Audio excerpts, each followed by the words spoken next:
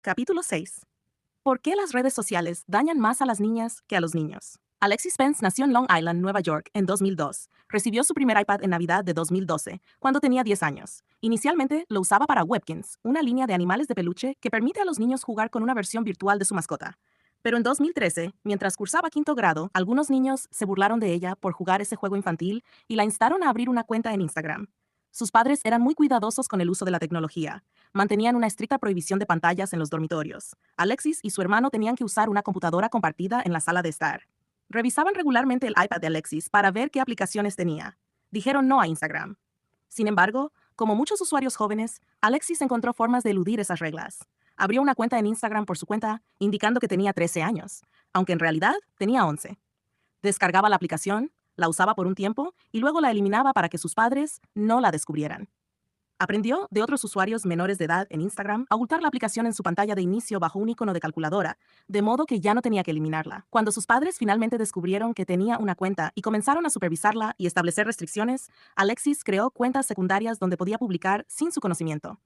Al principio, Alexis estaba encantada con Instagram. En noviembre de 2013, escribió en su diario: "En Instagram llegué a 127 seguidores. Sí, pongámoslo de esta manera. Si estaba feliz y emocionada por 10 seguidores, entonces esto es simplemente increíble". Pero en los meses siguientes, su salud mental se desplomó y comenzó a mostrar signos de depresión. 5 meses después de abrir su primera cuenta en Instagram, hizo el dibujo en la figura 6.1.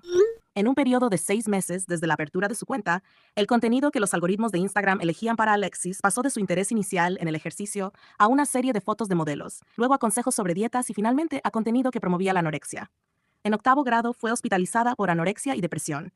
Luchó contra los trastornos alimentarios y la depresión durante el resto de su adolescencia. Figura 6.1. Dibujo hecho por Alexis Spence en abril de 2015, a los 12 años. Las palabras en su computadora dicen inútil, muérete, fea, estúpida, suicídate. Las palabras en su teléfono dicen estúpida, fea, gorda. Copiado de la demanda judicial en Spence contra Meta. Alexis tiene ahora 21 años.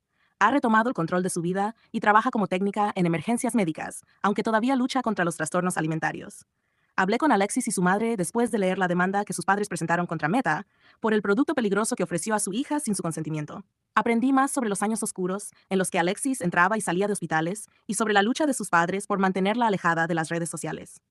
Durante un periodo de separación de estas, Alexis, en un ataque de ira, golpeó la pared hasta hacer un agujero. Pero después de una hospitalización más prolongada sin acceso a redes sociales, su madre dice que Alexis volvió a ser la de antes.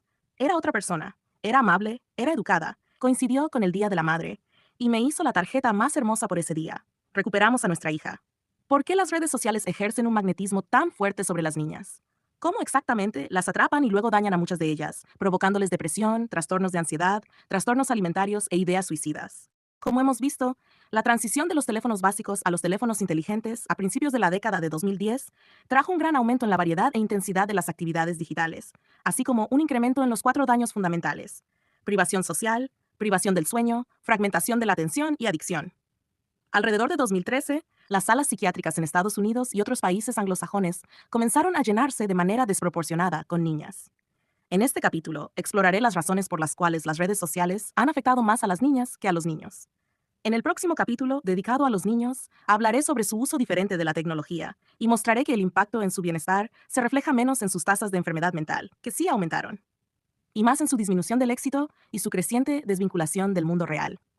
En ambos capítulos me centraré en datos de Estados Unidos y Reino Unido porque son muy abundantes. La evidencia de que las redes sociales perjudican a las niñas. Las plataformas de redes sociales, como las definí en el capítulo anterior, cumplen la función de compartir contenido generado por los usuarios de manera amplia y asincrónica. En las plataformas más prototípicas, como Instagram, los usuarios publican contenido, a menudo sobre sí mismos, y luego esperan los comentarios y juicios de los demás.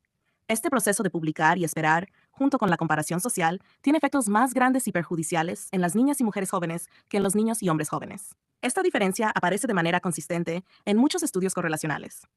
Estos estudios suelen preguntar a los adolescentes sobre su uso de la tecnología y su salud mental, para luego analizar si aquellos que usan más cierto tipo de tecnología terminan con una peor salud mental. Cabe mencionar que algunos estudios no han encontrado evidencia de daño. Un estudio muy conocido informó que la relación entre el uso de medios digitales y los efectos psicológicos negativos era tan cercana a cero que era aproximadamente del mismo tamaño que la relación entre comer papas y dichos daños. Sin embargo, Cuando Xintuang y yo reanalizamos los mismos conjuntos de datos y nos enfocamos específicamente en la relación entre el uso de redes sociales, en lugar de una medida más amplia de tecnología digital, que incluía ver televisión y tener una computadora, y la mala salud mental en niñas, en lugar de todos los adolescentes combinados, encontramos correlaciones mucho más fuertes. La comparación adecuada ya no era comer papas, sino el consumo excesivo de alcohol o el uso de marihuana. Existe un vínculo claro, consistente y significativo entre el uso intensivo de redes sociales y la enfermedad mental en niñas. Pero esta relación queda oculta o minimizada en estudios y revisiones que analizan todas las actividades digitales de todos los adolescentes. Los periodistas que afirman que la evidencia del daño es débil suelen referirse a este tipo de estudios. Puedes ver este vínculo significativo en la figura 6.2, que muestra datos del Millennium Cohort Study, un estudio británico que siguió a aproximadamente 19.000 niños nacidos alrededor del año 2000 a lo largo de su adolescencia. La figura muestra el porcentaje de adolescentes en Reino Unido que podrían considerarse deprimidos, según sus respuestas a una escala de 13 ítems sobre depresión, en función de cuántas horas reportaron pasar en redes sociales en un día típico de la semana. Para los niños, saber cuánto tiempo pasan en redes sociales no dice mucho, a menos que sean usuarios intensivos. Solo cuando los niños pasan más de 2 horas al día en redes sociales, la curva comienza a subir. Figura 6.2. Porcentaje de adolescentes en Reino Unido deprimidos en función de las horas por día de la semana en redes sociales. Los adolescentes que son usuarios intensivos de redes sociales están más deprimidos que los usuarios moderados y los no usuarios. Y esto es especialmente cierto en las niñas. Para las niñas, la relación es más fuerte y consistente. Cuanto más tiempo pasa una niña en redes sociales, más probabilidades tiene de estar deprimida. Las niñas que afirman pasar 5 o más horas cada día de la semana en redes sociales tienen 3 veces más probabilidades de estar deprimidas en comparación con aquellas que reportan no usar redes sociales. ¿Las redes sociales son una causa o solo una correlación? Los estudios correlacionales siempre están abiertos a múltiples interpretaciones. Podría haber una correlación inversa en la que la depresión lleve a las niñas a usar redes sociales, en lugar de que las redes sociales causen depresión. También podría haber una tercera variable como la genética, una crianza demasiado permisiva o la soledad, que cause ambos efectos. Para establecer que una cosa causa otra, la principal herramienta que usan los científicos es un experimento en el que algunas personas son asignadas aleatoriamente para recibir un tratamiento y otras son asignadas a un grupo de control, que recibe un placebo, en estudios médicos, o sigue con su rutina normal, en muchos experimentos de ciencias sociales.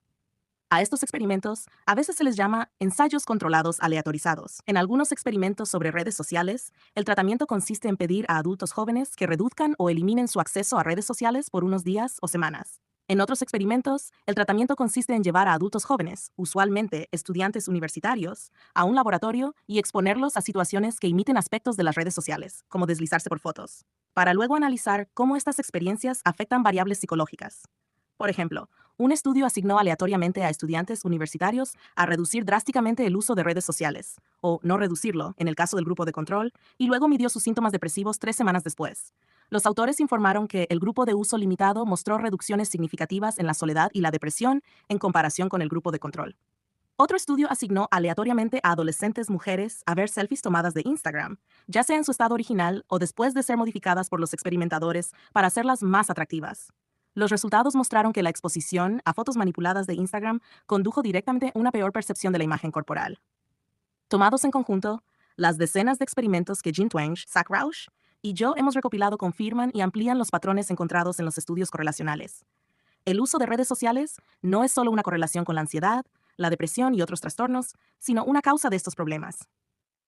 ¿Las redes sociales afectan a los grupos además de a los individuos? Hay una gran limitación en todos estos experimentos. Buscan efectos de las redes sociales en individuos de manera aislada, como si estuviéramos estudiando los efectos del consumo de azúcar en la salud. Si 100 adolescentes fueran asignados aleatoriamente a reducir su consumo de azúcar durante 3 meses, ¿experimentarían beneficios para la salud en comparación con un grupo de control? Pero las redes sociales no son como el azúcar. No afectan solo a la persona que las consume. Cuando se introdujeron en las escuelas a principios de la década de 2010, a través de los teléfonos inteligentes en los bolsillos de los estudiantes, rápidamente cambiaron la cultura para todos. Las redes de comunicación se vuelven más poderosas a medida que crecen. Los estudiantes comenzaron a hablar menos entre clases, en el recreo y en el almuerzo, porque pasaban gran parte de ese tiempo revisando sus teléfonos, a menudo atrapados en microdramas a lo largo del día. Esto significó que hacían menos contacto visual, reían menos juntos y perdieron práctica en el arte de la conversación. Por lo tanto, las redes sociales dañaron la vida social incluso de aquellos estudiantes que se mantenían alejados de ellas. Estos efectos a nivel grupal pueden ser mucho mayores que los efectos a nivel individual y probablemente están ocultando la verdadera magnitud del impacto individual. Si un experimentador asigna a algunos adolescentes a abstenerse de las redes sociales por un mes, mientras todos sus amigos las siguen usando, los que se abstienen estarán más aislados socialmente durante ese mes. Aún así, en varios estudios, dejar las redes sociales mejora su salud mental. Así que imagina cuánto mayor sería el efecto si todos los estudiantes en 20 escuelas secundarias fueran asignados aleatoriamente a dejar las redes sociales por un año o, de manera más realista, a guardar sus teléfonos en un casillero cada mañana, mientras que otras 20 escuelas sirvieran como grupo de control. Estos son los tipos de experimentos que más necesitamos para examinar los efectos a nivel grupal. Existe una pequeña pero importante categoría de experimentos que mide los efectos a nivel grupal al preguntar, ¿cómo cambia toda una comunidad cuando el acceso a redes sociales aumenta repentinamente? Por ejemplo, un estudio aprovechó el hecho de que, en sus inicios, Facebook solo estaba disponible para estudiantes de un número reducido de universidades. A medida que la empresa expandió su acceso a nuevas instituciones, cambió la salud mental en los años siguientes en comparación con aquellas universidades donde los estudiantes aún no tenían acceso a Facebook. La respuesta fue sí. La salud mental empeoró, con un impacto mayor en las mujeres. Los autores del estudio encontraron que la introducción de Facebook en una universidad aumentó los síntomas de mala salud mental, especialmente la depresión, y llevó a un mayor uso de los servicios de salud mental. También encontramos que, según los propios informes de los estudiantes, el deterioro de la salud mental se tradujo en un peor rendimiento académico. Evidencia adicional sugiere que estos resultados se deben a que Facebook fomenta comparaciones sociales desfavorables. He encontrado 5 estudios que analizaron la expansión del acceso a Internet de alta velocidad en distintas partes del mundo, y todos encontraron evidencia de daño a la salud mental. Es difícil tener una infancia basada en teléfonos móviles cuando la velocidad de los datos es baja. Por ejemplo, ¿qué ocurrió en España a medida que se instalaban cables de fibra óptica y el Internet de alta velocidad llegaba a diferentes regiones en distintos momentos? Un estudio de 2022 analizó el efecto del acceso a Internet de alta velocidad en los diagnósticos de egreso hospitalario por casos de salud mental y de comportamiento en adolescentes. La conclusión: encontramos un impacto positivo y significativo en las niñas, pero no en los niños. Al explorar el mecanismo detrás de estos efectos, demostramos que la llegada del Internet de alta velocidad aumenta el uso adictivo de Internet y reduce significativamente el tiempo dedicado a dormir, hacer tareas escolares y socializar con familiares y amigos. Las niñas son nuevamente las principales afectadas por estos efectos.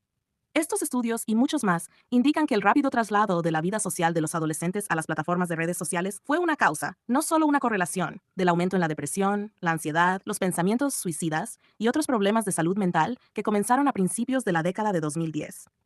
Cuando algunos investigadores dicen que las correlaciones o los tamaños del efecto son demasiado pequeños para explicar incrementos tan grandes, se refieren a estudios que solo midieron los efectos a nivel individual. Rara vez consideran la rápida transformación de las dinámicas grupales, a lo que llamo la gran reconfiguración de la infancia. Pero, específicamente, ¿por qué las redes sociales dañan más a las niñas que a los niños? ¿Cómo afectan sus cerebros e identidades en desarrollo? Las niñas usan más redes sociales que los niños. A principios de la década de 2010, gracias a los teléfonos inteligentes, tanto niños como niñas comenzaron a pasar más tiempo en Internet, pero lo hacían de manera diferente. Los niños se inclinaban por ver videos en YouTube, usar plataformas basadas en texto como Reddit y, sobre todo, jugar videojuegos multijugador en línea. Las niñas se convirtieron en usuarias mucho más frecuentes de las nuevas plataformas visuales, principalmente Instagram, seguida de Snapchat, Pinterest y Tumblr. Un estudio realizado en 2017 en el Reino Unido preguntó a adolescentes qué efectos percibían de las redes sociales más populares en distintos aspectos de su bienestar, incluyendo la ansiedad, la soledad, la imagen corporal y el sueño. Los adolescentes calificaron a Instagram como la peor de las 5 aplicaciones, seguida de Snapchat. YouTube fue la única plataforma que recibió una calificación positiva en términos generales. Las plataformas visuales siguieron el modelo de negocio desarrollado por Facebook: maximizar el tiempo que los usuarios pasan en la aplicación para aumentar la recolección de datos y el valor del usuario para los anunciantes. La figura 6.3 muestra el porcentaje de estudiantes de secundaria en Estados Unidos que pasaban más de 40 horas a la semana en redes sociales. Eso equivale a trabajar un empleo de tiempo completo mientras se asiste a la escuela a tiempo completo. Para 2015, una de cada 7 adolescentes en Estados Unidos había alcanzado este nivel astronómico de uso. La pregunta de la encuesta solo fue agregada en 2013. Si tuviéramos datos desde 2010, cuando pocos adolescentes tenían teléfonos inteligentes, los números probablemente habrían sido cercanos a cero. Antes de poder llevar Internet en el bolsillo, era casi imposible que los adolescentes pasaran 40 horas a la semana en redes sociales. Las niñas pasan más tiempo en plataformas de redes sociales, y las plataformas que usan son las más perjudiciales para la salud mental. Por lo tanto, incluso si las niñas y los niños fueran psicológicamente idénticos, sería de esperar que las tasas de ansiedad y depresión aumentaran más en las niñas. Superusuarias de redes sociales, más de 40 horas por semana. Figura 6.3. Porcentaje de estudiantes en Estados Unidos, octavo, décimo y duodécimo grado, que informaron pasar 40 o más horas a la semana en redes sociales. Pero las niñas y los niños no son psicológicamente idénticos. Existen varias razones por las cuales las necesidades fundamentales de desarrollo de las niñas son más fácilmente explotadas y distorsionadas por las redes sociales en comparación con los niños, cuyas necesidades son más fácilmente aprovechadas por las empresas de videojuegos. Agencia y comunión. Las niñas y los niños son similares psicológicamente en muchos aspectos. Un libro de texto introductorio de psicología solo necesita hacer referencias ocasionales a las diferencias de género. Sin embargo, hay algunas diferencias de género que se presentan de manera constante en distintas culturas y épocas. Una diferencia útil para comprender los efectos de los medios es la distinción entre agencia y comunión, que se refiere a dos conjuntos de motivaciones o metas presentes en casi todas las personas. Una revisión reciente las definió de la siguiente manera. La agencia surge del esfuerzo por individualizar y expandir el yo e implica cualidades como eficiencia, competencia y determinación. La comunión surge del esfuerzo por integrar el yo en una unidad social más grande a través del cuidado de los demás e implica cualidades como benevolencia, cooperación y empatía. Ambas motivaciones están entrelazadas en patrones cambiantes a lo largo de la vida, y ese entrelazamiento es particularmente importante en la adolescencia, cuando los jóvenes están formando su identidad. Definir el yo implica, en parte, integrarse con éxito en los grupos. Ser atractivo para un grupo implica demostrar valor como individuo con habilidades únicas. Las investigaciones han demostrado durante mucho tiempo que los niños y los hombres tienden a enfocarse más en la agencia, mientras que las niñas y las mujeres se centran más en la comunión. El hecho de que estas diferencias de género hayan disminuido con el tiempo indica que en parte son producto de factores y fuerzas culturales. Sin embargo, el hecho de que aparezcan temprano en los juegos infantiles y que existan patrones similares en el juego de otros primates sugiere que también hay una contribución biológica. Para los propósitos de este libro, no importa de dónde provenga la diferencia. Lo que importa es que las empresas tecnológicas conocen estas diferencias y las utilizan para enganchar a su audiencia principal. Las redes sociales ofrecen formas nuevas y accesibles de conectar. Parecen satisfacer la necesidad de comunión, pero en muchos sentidos la frustran. 4 razones por las que las niñas son particularmente vulnerables. Existen al menos 4 maneras en que las empresas de redes sociales explotan la mayor necesidad de comunión de las niñas y sus otras preocupaciones sociales. Creo que estos factores, considerados en conjunto, explican por qué la salud mental de las niñas colapsó tan rápido en tantos países, tan pronto como consiguieron teléfonos inteligentes y trasladaron su vida social a Instagram, Snapchat, Tumblr y otras plataformas de compartir. Razón 1. Las niñas son más afectadas por la comparación social visual y el perfeccionismo. La canción de 2021, Jealousy, Jealousy, de Olivia Rodrigo, resume lo que muchas niñas sienten al desplazarse por redes sociales hoy en día. La canción comienza con: casi quiero lanzar mi teléfono al otro lado de la habitación, porque todo lo que veo son chicas demasiado perfectas para ser reales. Rodrigo continúa diciendo que la co-comparación con cuerpos perfectos y dientes blancos como el papel de chicas que ni siquiera conoce la está matando lentamente. Es una canción poderosa, recomiendo escucharla. Los psicólogos han estudiado durante mucho tiempo la comparación social y sus efectos generalizados. La psicóloga social Susan Fiske afirma que los humanos somos máquinas de comparación. Mark Leary, otro psicólogo social, describe el mecanismo con más detalle. Es como si todos tuviéramos un sociómetro en el cerebro, un medidor que va de 0 a 100 y nos indica nuestra posición en las jerarquías de prestigio social en cada momento. Cuando la aguja cae, la ansiedad se dispara. Cuando la aguja baja, se activa una alarma, ansiedad, que motiva a los adolescentes a cambiar su comportamiento para volver a subirla. Los adolescentes son particularmente vulnerables a la inseguridad porque sus cuerpos y sus vidas sociales cambian rápidamente a medida que dejan la infancia. Luchan por encontrar su lugar en el nuevo orden de prestigio de su género. Casi todos los adolescentes se preocupan por su apariencia, especialmente cuando comienzan a desarrollar intereses románticos. Saben que serán elegidos o ignorados en parte según su aspecto. Pero para las adolescentes, la presión es mayor porque su estatus social suele estar más ligado a su belleza y atractivo sexual que en el caso de los niños. En comparación con los niños, cuando las niñas ingresan a las redes sociales, están sometidas a juicios más severos y constantes sobre su apariencia y cuerpo, además de enfrentarse a estándares de belleza aún más inalcanzables. Era suficientemente malo cuando yo crecía en las décadas de 1970 y 1980, cuando las niñas estaban expuestas a modelos retocadas con aerógrafo y más tarde con Photoshop. Pero esas eran mujeres adultas y desconocidas. No eran la competencia de una niña. ¿Qué pasó cuando la mayoría de las niñas en una escuela abrieron cuentas de Instagram y Snapchat y comenzaron a publicar versiones cuidadosamente editadas de sus vidas, usando filtros y aplicaciones de edición para mejorar su belleza virtual y su imagen en línea? El sociómetro de muchas niñas se desplomó, porque la mayoría se veía a sí misma por debajo de lo que parecía ser el promedio. En todo el mundo desarrollado, una alarma de ansiedad se activó en la mente de las niñas, aproximadamente al mismo tiempo. Puedes ver el poder de los filtros y las aplicaciones de edición en la figura 6.4. donde la influencer de Instagram, Josephine Living, demuestra lo fácil que es, con solo mover un control, transformarse en una belleza de Instagram cada vez más irreal. Figura 6.4. Los filtros de belleza pueden hacerte tan perfecta como desees, lo que luego aumenta la presión sobre otras niñas para que mejoren su apariencia. Fuente: Josephine Living, en Instagram. Estas aplicaciones de edición dieron a las niñas la capacidad de presentarse con una piel perfecta, labios más gruesos, ojos más grandes y una cintura más estrecha, además de mostrar solo los aspectos perfectos de sus vidas. Snapchat ofreció características similares a través de sus filtros, lanzados en 2015, muchos de los cuales permitían a los usuarios verse con labios voluminosos, narices pequeñas y ojos grandes con solo tocar un botón. Puedes ver el desplome de los sociómetros en la figura 6.5, que muestra el porcentaje de estudiantes de último año de secundaria en Estados Unidos que dijeron estar satisfechos o completamente satisfechos cuando se les preguntó: ¿qué tan satisfecho estás contigo mismo? La caída también ocurrió en los niños, y en el próximo capítulo hablaré de cómo sus vidas cambiaron. Figura 6.5. El desplome del sociómetro en 2012. Porcentaje de estudiantes en Estados Unidos, octavo, décimo y duodécimo grado, que dijeron estar satisfechos consigo mismos. Las niñas son especialmente vulnerables al daño de la comparación social constante porque sufren tasas más altas de un tipo específico de perfeccionismo, el perfeccionismo socialmente prescrito, en el que una persona siente que debe estar a la altura de expectativas extremadamente altas impuestas por otros o por la sociedad en general. No hay diferencias de género en el perfeccionismo autoimpuesto, donde alguien se atormenta a sí mismo por no cumplir con sus propios estándares elevados. El perfeccionismo socialmente prescrito está estrechamente relacionado con la ansiedad. Las personas que sufren de ansiedad son más propensas a padecerlo.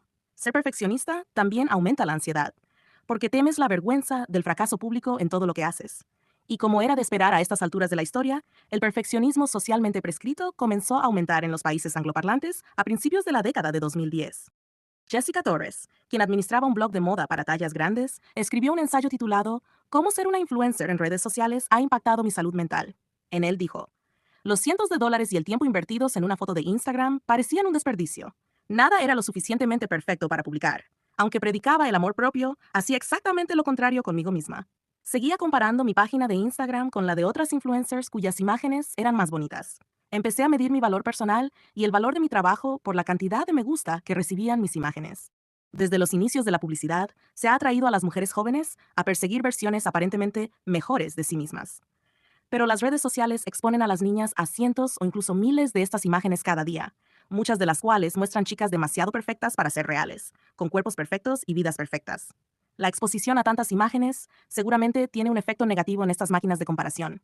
Investigadores en Francia expusieron a mujeres jóvenes a fotografías de medios de comunicación que mostraban mujeres muy delgadas o a fotografías de mujeres de tamaño promedio. Descubrieron que las jóvenes expuestas a imágenes de mujeres muy delgadas se volvían más ansiosas respecto a su propio cuerpo y apariencia. Pero aquí está lo sorprendente. Las imágenes se mostraron en una pantalla durante solo 20 milisegundos, demasiado rápido para que las mujeres fueran conscientes de lo que habían visto. Los autores concluyen que la comparación social ocurre fuera de la conciencia y afecta las autoevaluaciones explícitas.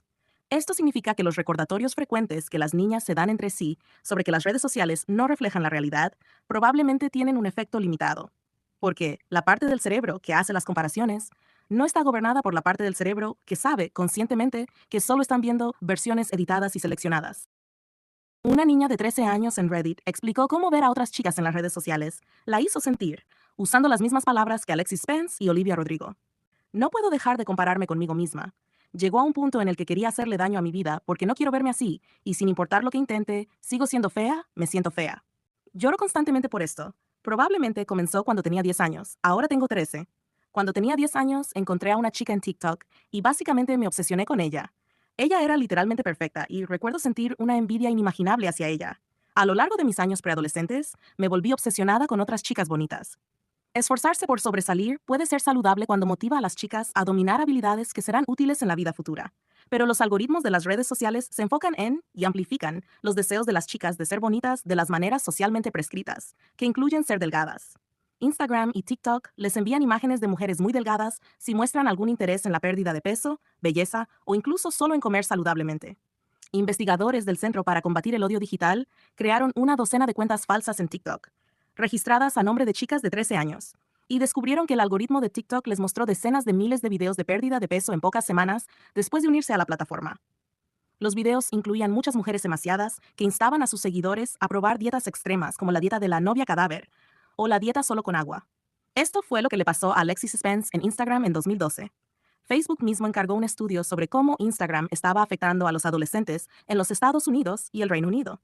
Los resultados nunca fueron publicados, pero la denunciante Frances Haugen sacó capturas de pantalla de documentos internos y las compartió con periodistas de The Wall Street Journal. Los investigadores descubrieron que Instagram es particularmente dañino para las chicas. Los adolescentes culpan a Instagram por el aumento de la tasa de ansiedad y depresión. Esta reacción fue espontánea y consistente en todos los grupos. Los investigadores también señalaron que la comparación social es peor en Instagram que en aplicaciones rivales. Los filtros de Snapchat mantienen el enfoque en el rostro, mientras que Instagram se enfoca fuertemente en el cuerpo y el estilo de vida. Razón número 2. La agresión de las chicas es más relacional.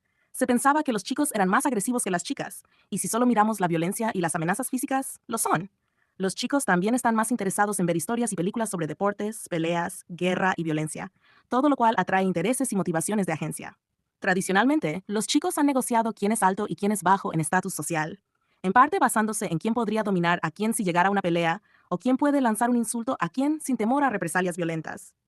Pero debido a que las chicas tienen motivos de comunión más fuertes, la forma de realmente lastimar a otra chica es herirla en sus relaciones.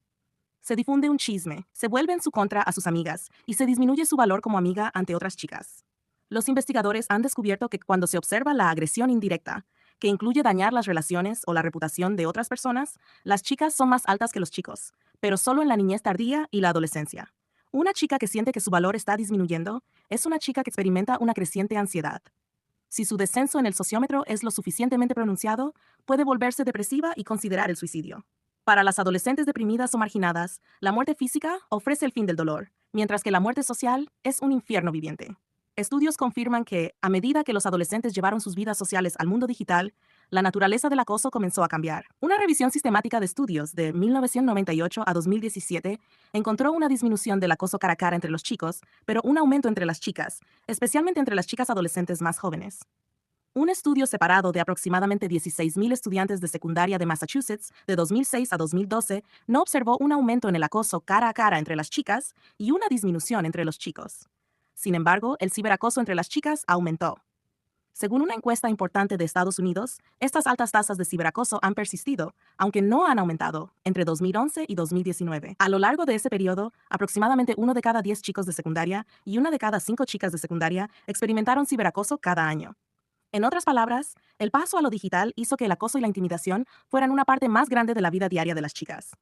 Mientras que el porcentaje de adolescentes que informaron haber sido víctimas de ciberacoso cada año podría no haber aumentado durante la década de 2000, las formas en las que los estudiantes podían perpetrar y experimentar agresión relacional han cambiado a medida que los adolescentes se unieron a nuevas plataformas que ofrecían nuevas maneras de difundir rumores y montar ataques.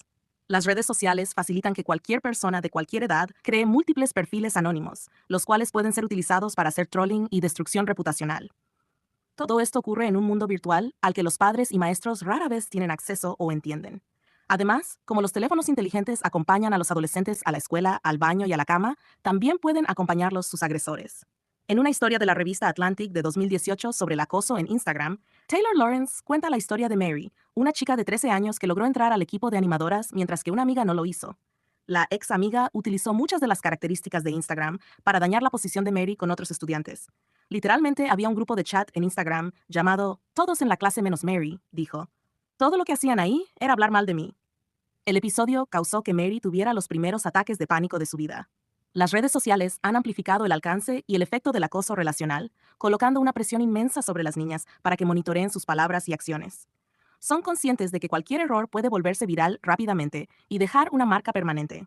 Las redes sociales alimentan la inseguridad de la adolescencia, ya de por sí un periodo de gran preocupación por la posibilidad de ostracismo, y así han convertido a una generación de niñas de un modo de descubrimiento a un modo de defensa. Freya India, una mujer británica de la generación Z que escribe sobre niñas y salud mental, escribió un ensayo titulado Las redes sociales no solo están haciendo que las niñas se depriman, también nos están volviendo malvadas. En el ensayo escribió, desde las páginas de odio anónimas en Instagram hasta las campañas completas de cultura de cancelación adolescente, las niñas de hoy pueden arrastrarse unas a otras de todas las maneras creativas posibles. Luego está la agresión pasiva, hoy personificada por el subtweet, el bloqueo suave, donde bloqueas y luego desbloqueas rápidamente a alguien de manera que ya no te sigue, el recibo de lectura. incluso una etiqueta pública en una foto poco favorecedora. Una vez más, la transición a la vida basada en teléfonos a principios de la década de 2010 alteró las relaciones y vidas de las niñas. La pubertad ya era un tiempo complicado de transición, con una necesidad elevada de tener pocos amigos cercanos. Luego las redes sociales llegaron para hacer la transición más difícil, al hacer que la agresión relacional fuera mucho más fácil y la competencia de estatus mucho más omnipresente y pública. Muchos suicidios de niñas adolescentes han sido directamente vinculados al acoso y la vergüenza facilitados por las plataformas de redes sociales, incluyendo plataformas como Ask.fm y NHL. No voy a mentir, que fueron diseñadas explícitamente para alentar a los usuarios a transmitir de forma anónima sus pensamientos sobre otras personas. Razón número 3. Las niñas comparten más fácilmente emociones y trastornos. Todos sabemos que nuestros amigos cercanos pueden afectar nuestro estado de ánimo. Pero ¿sabías que los amigos de tus amigos también te afectan? El sociólogo Nicholas Christakis y el politólogo James Fowler analizaron datos de una encuesta de larga duración a los residentes de Framingham, Massachusetts, llamada el Framingham Heart Study. El estudio se centró en la salud física, pero Christakis y Fowler pudieron usar los elementos de la encuesta para estudiar cómo las emociones se movían a través de la comunidad con el tiempo. Descubrieron que la felicidad tiende a ocurrir en grupos. Esto no solo se debía a que las personas felices se buscan entre sí. Más bien, cuando una persona se volvía más feliz, aumentaba las probabilidades de que sus amigos existentes también se volvieran más felices. Sorprendentemente, también tenía influencia en los amigos de sus amigos, y a veces incluso en los amigos de los amigos de sus amigos. La felicidad es contagiosa, se propaga a través de las redes sociales. En un estudio de seguimiento, Christakis y Fowler se asociaron con el psiquiatra James Rosenquist para investigar si los estados emocionales negativos, como la depresión, también se propagaban en las redes sociales, utilizando el mismo conjunto de datos. Hubo dos giros interesantes en sus hallazgos. El primero fue que lo malo era más fuerte que lo bueno, como suele ocurrir en psicología. La depresión resultó ser significativamente más contagiosa que la felicidad o la buena salud mental. El segundo giro fue que la depresión solo se propagaba desde las mujeres. Cuando una mujer se deprimía, aumentaba las probabilidades de depresión en sus amigos cercanos, hombres y mujeres, en 142%. Cuando un hombre se deprimía, no tenía ningún efecto medible en sus amigos. Los autores suponen que esta diferencia se debe al hecho de que las mujeres son más expresivas emocionalmente y más eficaces a la hora de comunicar sus estados de ánimo dentro de las amistades. En cambio, cuando los hombres se reúnen, es más probable que realicen actividades juntos en lugar de hablar sobre lo que sienten. El estudio del corazón de Framingham terminó en 2001, justo antes de la llegada de las redes sociales. ¿Qué crees que ocurrió con las comunidades de adolescentes después de 2010, cuando se volvieron mucho más interconectadas que los adultos en el estudio de Framingham? Dado que la depresión y la ansiedad son más contagiosas que la buena salud mental, y dado que las chicas son más propensas a hablar de sus sentimientos que los chicos, podríamos esperar un repunte repentino de la depresión y la ansiedad en cuanto un gran número de chicas se uniera a Instagram y otras plataformas de compartición alrededor de 2012. Eso es exactamente lo que ocurrió, como mostré en el capítulo 1. En múltiples países, las tasas de depresión en chicas aumentaron rápidamente a principios de la década de 2010. También lo hicieron sus tasas de autolesiones y hospitalización psiquiátrica. Pero la depresión no es el único trastorno que se propaga a través de las redes sociales. En 1997, Leslie Boss, entonces investigadora en los Centros para el Control y la Prevención de Enfermedades de Estados Unidos, publicó una revisión de la literatura histórica y médica sobre las epidemias sociogénicas. Sociogénico significa generado por fuerzas sociales, en contraposición a una causa biológica. Voss señaló que hay dos variantes que se repiten a lo largo de la historia. Existe una variante de ansiedad, en la que el dolor abdominal, el dolor de cabeza, el mareo, el desmayo, las náuseas y la hiperventilación son los síntomas más comunes, y una variante motora, en la que los síntomas más comunes son bailes histéricos, convulsiones, risa y pseudoconvulsiones.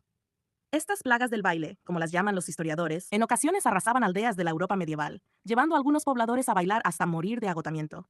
En ambas variantes, cuando han ocurrido en las últimas décadas, las autoridades médicas no han podido encontrar ningún tipo de toxina o contaminación ambiental que pudiera haber causado estos síntomas.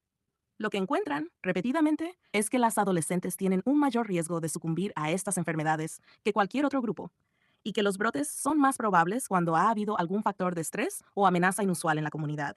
Voss señaló que estas epidemias se propagaban a lo largo de las redes sociales a través de la comunicación cara a cara. En tiempos más recientes, observó que se propagaban a través de informes en los medios de comunicación masiva, como la televisión.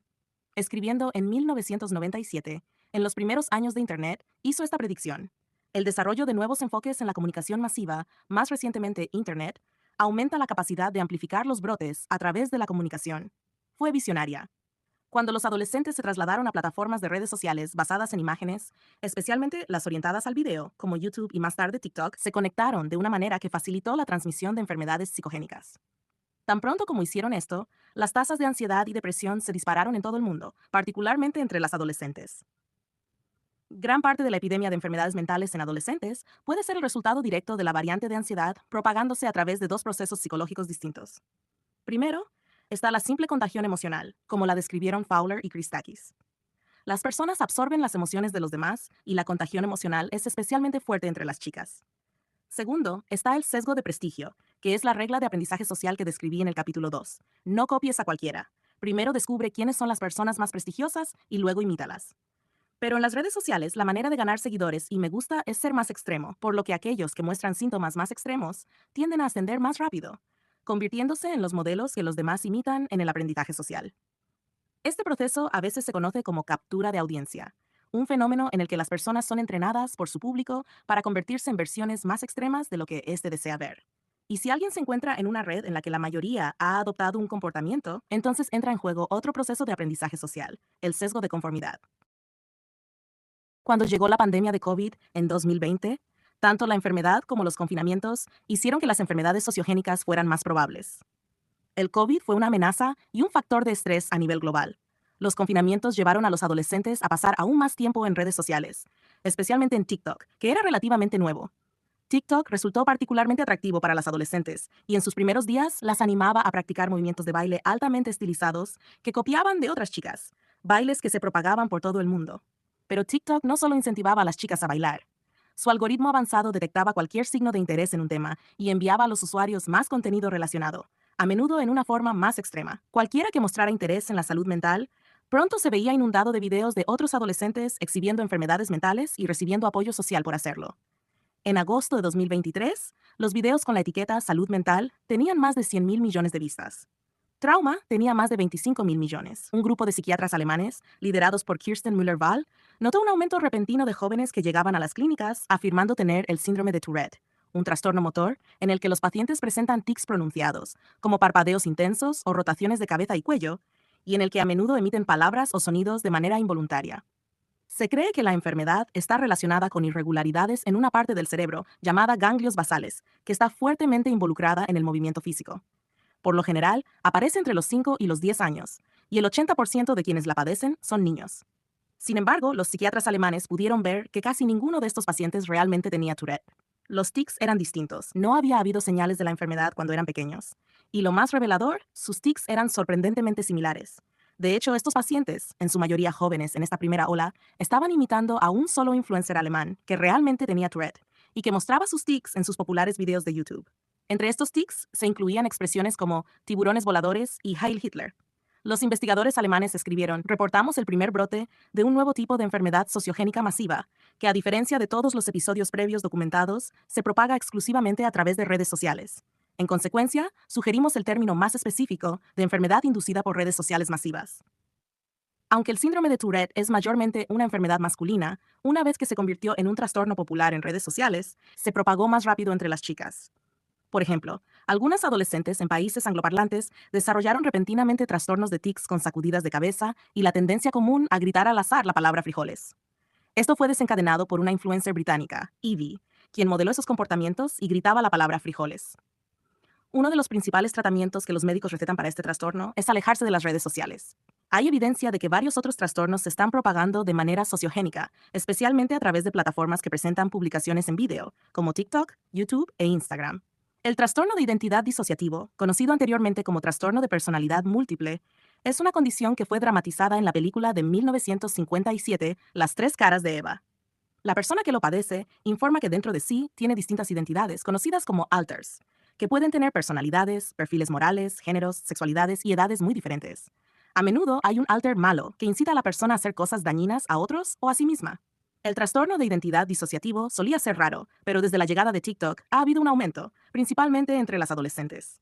Influencers que se presentan con múltiples personalidades han atraído a millones de seguidores, contribuyendo a una creciente tendencia de autoidentificación con el trastorno.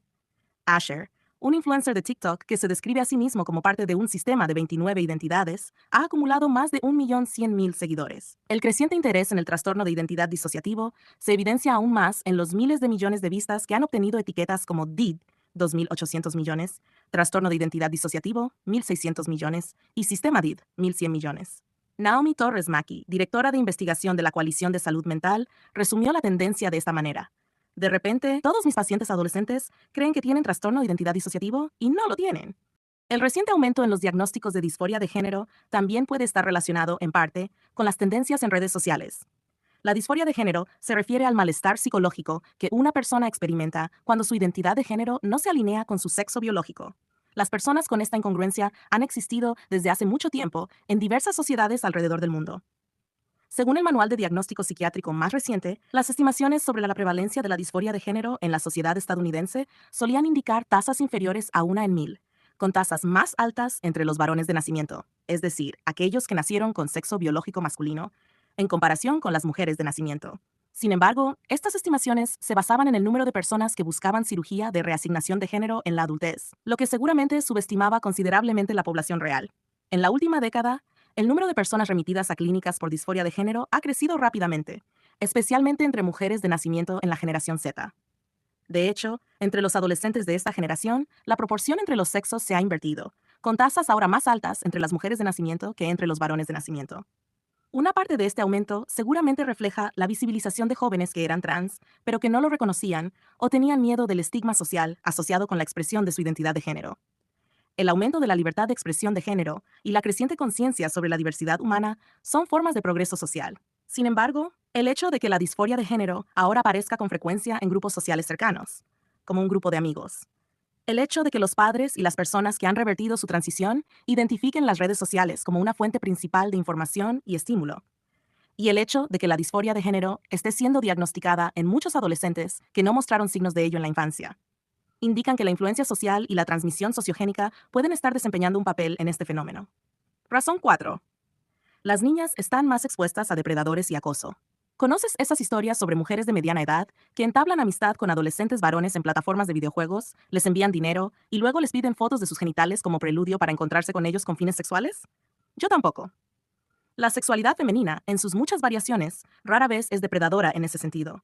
Según el psicólogo evolutivo David Boos, las mentes masculinas y femeninas vienen equipadas con ciertas respuestas emocionales y sensibilidades perceptivas que les ayudaron a ganar en el juego del apareamiento en tiempos antiguos.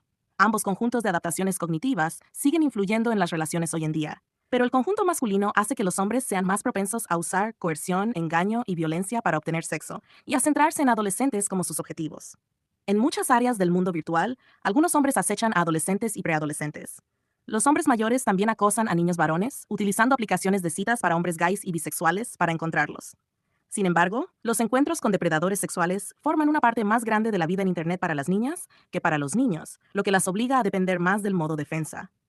La periodista Nancy Jo Sells siguió la vida de varias adolescentes que asistían a escuelas secundarias en zonas suburbanas de Estados Unidos. En su libro de 2016, American Girls, señaló que la atención de hombres adultos en línea es frecuente, ya que las aplicaciones hacen poco o ningún esfuerzo por restringir las interacciones entre adultos y menores. Lily, una estudiante de secundaria de Garden City, Nueva York, lo expresó de la siguiente manera. Es muy fácil para los depredadores mayores meterse en Internet y encontrar a una chica, porque las chicas quieren tener más amigos, más seguidores y más me gusta. Así que si alguien intenta agregarlas, simplemente lo aceptarán sin siquiera saber quién es. Así que incluso si es un asesino en serie, lo aceptarán y tal vez hasta empiecen a hablar con él. Da miedo. Especialmente porque muchas chicas publican fotos de sí mismas en brasier o en traje de baño, y las personas que aceptan pueden ver esas fotos. Lily y sus compañeros suelen estar expuestos a este tipo de atención por parte de extraños adultos masculinos. Pero la depredación y explotación también provienen de sus compañeros de clase masculinos. Sayles describió cómo las fotografías del desnudos funcionan como una especie de moneda en muchas escuelas secundarias y preparatorias. Una estudiante de secundaria en Nueva Jersey le dijo que los niños de su grado intentan persuadir a las niñas para que les envíen fotos de desnudos, las cuales luego venden a los estudiantes de preparatoria a cambio de alcohol. Un grupo de chicas de preparatoria con las que habló en Florida le dijo que pedir y enviar desnudos era algo común. ¿Qué porcentaje de niñas compartía desnudos? Pregunté. ¿20? ¿30? Adivinaron. El problema con los niños, dijo Cassie, es que si no les envías desnudos, dicen que eres una mojigata. O que tienes miedo, agregó Maggie. ¿Alguna vez un niño les ha pedido desnudos? Pregunté. Sí, respondieron. Te chantajean, dijo Cassie. Dicen, oh, tengo fotos embarazosas tuyas, si no me envías cartas, las publicaré en todas las redes sociales. Cuando las desnudos de las niñas se difunden, puede ser devastador y a menudo desencadenar una ola de ciberacoso. Sin embargo, los niños son menos propensos a sufrir consecuencias cuando se comparten fotos de sus desnudos. De hecho, a menudo envían esas fotos a las niñas como una trampa, con la intención de recibir una foto de desnudos a cambio. Una chica de preparatoria llamada Nina le dijo a Sales, si una niña envía fotos de desnudos, es una zorra. Pero si un niño lo hace, todos simplemente se ríen. Las niñas en plataformas de redes sociales como Instagram y Snapchat están expuestas a los mensajes directos de hombres adultos que las buscan, así como a una cultura escolar en la que las fotos de sus cuerpos se convierten en una moneda de prestigio social entre los niños, una moneda que las niñas pagan con vergüenza. La depredación sexual y la sexualización descontrolada significan que las niñas y mujeres jóvenes deben ser más cautelosas en línea que la mayoría de los niños y hombres jóvenes. Se ven obligadas a pasar más tiempo de su vida virtual en modo defensa, lo que podría ser una de las razones por las que sus niveles de ansiedad aumentaron drásticamente a principios de la década de 2010. La cantidad sobre la calidad. Las redes sociales, tal como las usan comúnmente los adolescentes hoy en día, aumentan la cantidad de conexiones sociales y, por lo tanto, reducen su calidad y su naturaleza protectora. Freddie DeBoer, un autor y bloguero estadounidense que escribe sobre educación, explica por qué. Si dividimos las horas del día y nuestra capacidad mental entre más y más relaciones en comparación con el pasado, casi con certeza estamos invirtiendo menos en cada relación individual. Las sustituciones digitales del compromiso social en el mundo real reducen el impulso de ser social, pero no satisfacen las necesidades emocionales. Creo que esto creó una trampa muy poderosa. Esta forma de interacción satisfacía superficialmente el deseo de conectar con otras personas, pero esa conexión era superficial, inmaterial, insatisfactoria. El impulso humano de ver a otras personas se atenuaba sin acceder al poder revitalizante de la conexión humana real. Cuando todo se trasladó a los teléfonos inteligentes a principios de la década de 2010, tanto niñas como niños experimentaron un aumento gigantesco en el número de sus lazos sociales y en el tiempo requerido para mantener esos lazos, como leer y comentar publicaciones de conocidos o mantener decenas de rachas en Snapchat con personas que no son sus amigos más cercanos. Este crecimiento explosivo provocó necesariamente una disminución en el número y la profundidad de las amistades cercanas, como se puede ver en la figura 6.6. La psicóloga clínica Lisa Damour dice que, en lo que respecta a la amistad entre niñas, la calidad supera a la cantidad. Las niñas más felices no son las que tienen más amistades, sino aquellas que tienen amistades fuertes y solidarias, incluso si eso significa tener una sola amiga increíble. Ella señala que esto también es cierto para los niños. Cuando las niñas migraron en masa a las plataformas de redes sociales y tuvieron menos conversaciones largas con una o dos amigas especiales, se encontraron inmersas en un vasto mar de amigos, seguidores y conocidos transitorios, poco confiables y oportunistas. La cantidad superó a la calidad y la soledad aumentó, como se puede ver en la figura 6.7. También subió para los niños, pero como hemos visto varias veces antes, el aumento en ellos no se concentró tan estrechamente alrededor del año 2012. Tener unas pocas amigas cercanas. Figura 6.6. El porcentaje de estudiantes del último año de preparatoria en Estados Unidos que estuvieron de acuerdo o muy de acuerdo con la afirmación. Por lo general, tengo algunas amigas cerca con las que puedo reunirme. Los porcentajes disminuyeron lentamente antes del año 2012 y más rápidamente después. Sentirse sola con frecuencia. Figura 6.7. Porcentaje de estudiantes en Estados Unidos, octavo, décimo y duodécimo grado, que estuvieron de acuerdo o muy de acuerdo con la afirmación. Muchas veces me siento sola. Monitoring the future. Esta es la gran ironía de las redes sociales. Cuanto más te sumerges en ellas, más sola y deprimida te sientes. Esto ocurre tanto a nivel individual como colectivo. Cuando los adolescentes en general redujeron el tiempo que pasaban juntos en el mundo real, su cultura cambió. Sus necesidades de comunión quedaron insatisfechas, incluso para aquellas pocas adolescentes que no estaban en redes sociales. Después de considerar las 4 razones por las que las niñas son particularmente vulnerables, podemos ver por qué las redes sociales son una trampa que atrapa a más niñas que niños. La promesa de conexión con amigas es un anzuelo atractivo para las niñas, que tienen una fuerte necesidad de comunión. Pero la realidad es que las redes sociales las sumergen en un mundo extraño, donde nuestro antiguo sistema evolutivo, diseñado para comunidades reales, falla constantemente. Las niñas en redes virtuales están expuestas cientos de veces más a comparaciones sociales de lo que lo estuvieron en toda la historia de la humanidad. También sufren más crueldad y acoso porque las plataformas de redes sociales incentivan y facilitan la agresión relacional. Su disposición a compartir emociones con otras niñas las hace más propensas a la depresión y otros trastornos. Además, las estructuras de incentivos distorsionadas de las redes sociales premian las expresiones más extremas de los síntomas. Finalmente, los avances que muchas sociedades han logrado para reducir la violencia sexual y el acoso en el mundo real están siendo contrarrestados por empresas que priorizan las ganancias sobre la privacidad y seguridad de sus usuarias. En resumen, Las redes sociales dañan más a las niñas que a los niños. Los estudios correlacionales muestran que quienes hacen un uso intensivo de las redes sociales tienen tasas más altas de depresión y otros trastornos en comparación con quienes las usan poco o no las usan. La correlación es más fuerte y clara en las niñas. Las usuarias frecuentes tienen 3 veces más probabilidades de estar deprimidas que quienes no usan redes sociales. Los estudios experimentales demuestran que el uso de redes sociales no solo está correlacionado con la ansiedad y la depresión, sino que también es una causa de estos problemas. Cuando se les pide a las personas reducir o eliminar el uso de redes sociales por 3 semanas o más, su salud mental generalmente mejora. Varios cuasi experimentos han demostrado que cuando Facebook llegó a los campus universitarios, o cuando el Internet de alta velocidad se expandió en diversas regiones y provincias, la salud mental se deterioró, especialmente en niñas y mujeres jóvenes. Las niñas usan redes sociales mucho más que los niños, y prefieren plataformas visuales como Instagram y TikTok, que son más dañinas en términos de comparación social que plataformas basadas principalmente en texto, como Reddit. Existen dos grandes categorías de motivaciones humanas: la agencia, el deseo de destacar y tener un impacto en el mundo, y la comunión, el deseo de conectar y desarrollar un sentido de pertenencia. Tanto niños como niñas desean ambas cosas, pero hay una diferencia de género que aparece temprano en el juego infantil. Los niños eligen más actividades orientadas a la agencia, mientras que las niñas eligen más actividades orientadas a la comunión. Las redes sociales apelan al deseo de comunión, pero a menudo terminan frustrándolo. Existen al menos 4 razones por las que las redes sociales afectan más a las niñas que a los niños. 1. Las niñas son más sensibles a las comparaciones visuales, especialmente cuando se trata de la valoración de su rostro y cuerpo.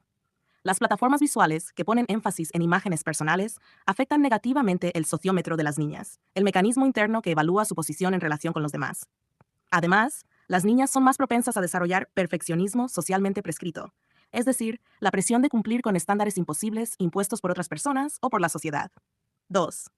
La agresión entre niñas suele manifestarse en daño a las relaciones y reputaciones, mientras que en los niños es más común la agresión física. Las redes sociales han proporcionado innumerables formas para que las niñas dañen las relaciones y reputaciones de otras niñas. 3. Las niñas y mujeres comparten emociones con mayor facilidad. Con la hiperconectividad que trajo el mundo digital, las niñas con ansiedad o depresión pueden haber influenciado a muchas otras a desarrollar estos mismos problemas. Además, las niñas son más vulnerables a enfermedades sociogénicas, es decir, trastornos causados por la influencia social en lugar de por causas biológicas. 4. El Internet ha facilitado que los hombres se acerquen, acosen y acechen a niñas y mujeres sin rendir cuentas.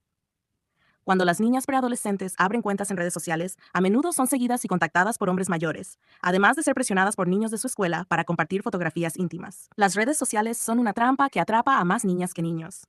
Ofrecen la promesa de conexión y comunión, pero en realidad multiplican el número de relaciones mientras reducen su calidad, dificultando aún más el tiempo que las niñas pueden pasar con unas pocas amigas cercanas en la vida real. Esto puede explicar por qué la soledad aumentó drásticamente en las niñas a principios de la década de 2010, mientras que en los niños el aumento fue más gradual. Capítulo 7. ¿Qué está pasando con los niños? En el importante libro Stolen Focus, el periodista Johann Hari describe la transformación de su ahijado de 9 años, un niño dulce que se obsesionó con Elvis Presley y que le rogaba a Hari que algún día lo llevara a la casa de Elvis en Graceland. Hari aceptó hacerlo, pero 6 años después, cuando lo visitó, encontró que el niño había cambiado y estaba perdido. Pasaba literalmente casi todas sus horas despierto en casa, alternando de manera indiferente entre pantallas.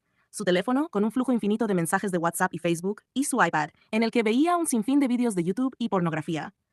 A momentos, aún podía ver en él rastros del niño alegre que cantaba Viva Las Vegas, pero era como si esa persona se hubiera fragmentado en pequeñas partes desconectadas. Le costaba mantener una conversación sobre un mismo tema por más de unos minutos sin volver bruscamente a una pantalla o cambiar abruptamente a otro tema. Parecía estar girando a la velocidad de Snapchat, en un lugar donde nada quieto o serio podía alcanzarlo. El caso del ahijado de Harry es extremo, pero no único. He escuchado muchas historias de padres sobre niños que cayeron en pozos digitales similares. Chris, un joven a quien contraté para ayudarme a finalizar este libro, me contó sobre sus propias dificultades con los videojuegos y la pornografía, que comenzaron en la escuela primaria y han perdurado hasta el día de hoy. Dijo que la combinación de ambas actividades llegó a ocupar casi todos los momentos de su vida despierto, desplazando el juego en persona con amigos, el sueño, la escuela y más tarde, las citas. Después de mucho esfuerzo y con la ayuda de amigos y familiares, Chris logró reorganizar su vida en la universidad y encontró formas de moderar su consumo de videojuegos y pornografía. Cuando recuerda sus años de juego intenso, rememora lo divertido que fue y sigue sintiéndose agradecido de que los videojuegos fueran parte de su vida. Pero también es muy consciente de lo que sacrificó. Me perdí muchas cosas en la vida, mucha socialización. Ahora siento las consecuencias. Conocer gente nueva, hablar con las personas. Siento que mis interacciones no son tan fluidas y naturales como quisiera. Mi conocimiento del mundo, geografía, política, etc., es limitado. No pasé tiempo teniendo conversaciones o aprendiendo sobre deportes. A menudo me siento como un sistema operativo vacío. En promedio, los niños han seguido un camino diferente al de las niñas a lo largo del gran reajuste digital. Las niñas han tenido históricamente tasas más altas de trastornos internalizantes que los niños. Y como mostré en el capítulo 1, esa brecha se amplió cuando la vida adolescente se trasladó a los teléfonos inteligentes y las redes sociales. Si nos limitamos a examinar gráficos sobre depresión, ansiedad y autolesiones, podríamos concluir que el gran reajuste digital ha sido más difícil para las niñas que para los niños. Sin oportunidad de una vida exitosa. Figura 7.1. Porcentaje de estudiantes de último año de secundaria en Estados Unidos que estuvieron de acuerdo o muy de acuerdo con la afirmación: personas como yo no tienen muchas oportunidades de tener una vida exitosa.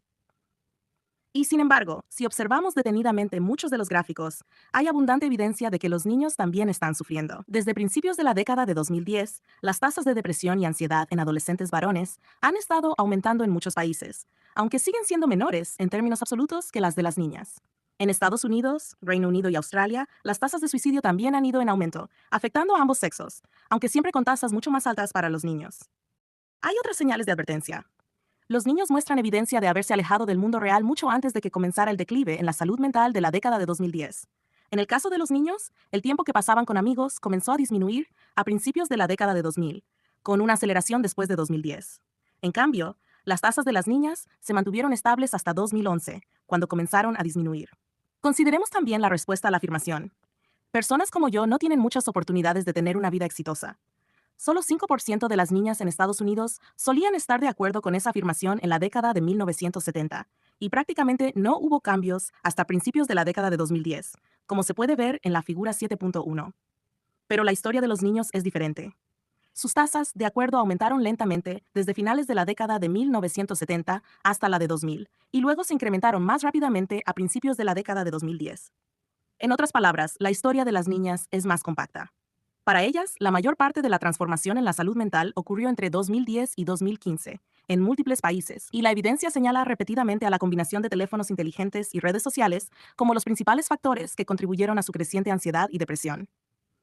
Para los niños, en contraste, la historia es más difusa. Su desconexión del mundo real comenzó antes, sus resultados en salud mental son más variados y no puedo señalar una sola tecnología como la causa principal de su malestar. En este capítulo contaré una historia sobre el alejamiento gradual del mundo real y la inmersión cada vez más profunda en el mundo virtual, que alcanzó un umbral crítico cuando la mayoría de los adolescentes obtuvo teléfonos inteligentes a principios de la década de 2010, conectándolos a Internet en cualquier momento y lugar. Mi historia es más especulativa que la que conté sobre las niñas en el capítulo anterior, porque simplemente no sabemos tanto sobre lo que está sucediendo con los niños. La contaré utilizando un análisis de empuje y atracción. Primero, mostraré cómo el mundo real ha cambiado desde la década de 1970, de maneras que lo han hecho menos acogedor para los niños y los jóvenes, lo que ha llevado a muchos a sentirse sin propósito, inútiles y a la deriva. Ese es el empuje lejos del mundo real.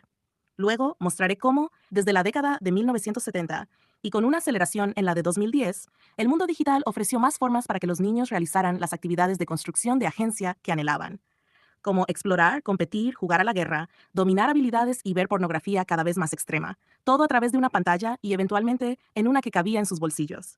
Esa es la atracción. El efecto neto de este empuje y atracción es que los niños se han desconectado cada vez más del mundo real e invertido su tiempo y talentos en el mundo virtual. Algunos encontrarán éxito profesional allí, porque su dominio de ese entorno puede llevarlos a trabajos lucrativos en la industria tecnológica o como influenciadores. Pero para muchos, aunque pueda ser una vía de escape de un mundo cada vez más inhóspito, crecer en el mundo virtual los hace menos propensos a convertirse en hombres con las habilidades sociales y competencias necesarias para lograr el éxito en el mundo real. El prolongado declive de los hombres. En 2023, Richard Reeves dejó su puesto en la institución Brookings, donde había sido analista de políticas públicas en el estudio de la desigualdad económica, para crear una nueva organización centrada en los problemas de los niños y los hombres. Ese cambio siguió a la publicación de su libro de 2022, Of Boys and Men, en el que presentó evidencia de un prolongado declive en la fortuna, los logros y el bienestar de los hombres en Estados Unidos desde la década de 1970. Parte de este declive fue causado por cambios estructurales y económicos que hicieron que la fuerza física fuera menos valiosa. A medida que Estados Unidos y otras naciones occidentales se desindustrializaron, el trabajo en fábricas se trasladó a países menos desarrollados o fue realizado cada vez más por robots. En su lugar, creció la economía de servicios, en la que, en promedio, las mujeres tienen varias ventajas sobre los hombres. Hannah Rosin, autora de The End of Men, explica bien esta transformación. Lo que la economía requiere ahora es un conjunto de habilidades completamente diferente. Se necesita inteligencia, la capacidad de estar quieto y concentrarse, comunicarse abiertamente, escuchar a las personas y operar en un entorno laboral mucho más fluido que antes.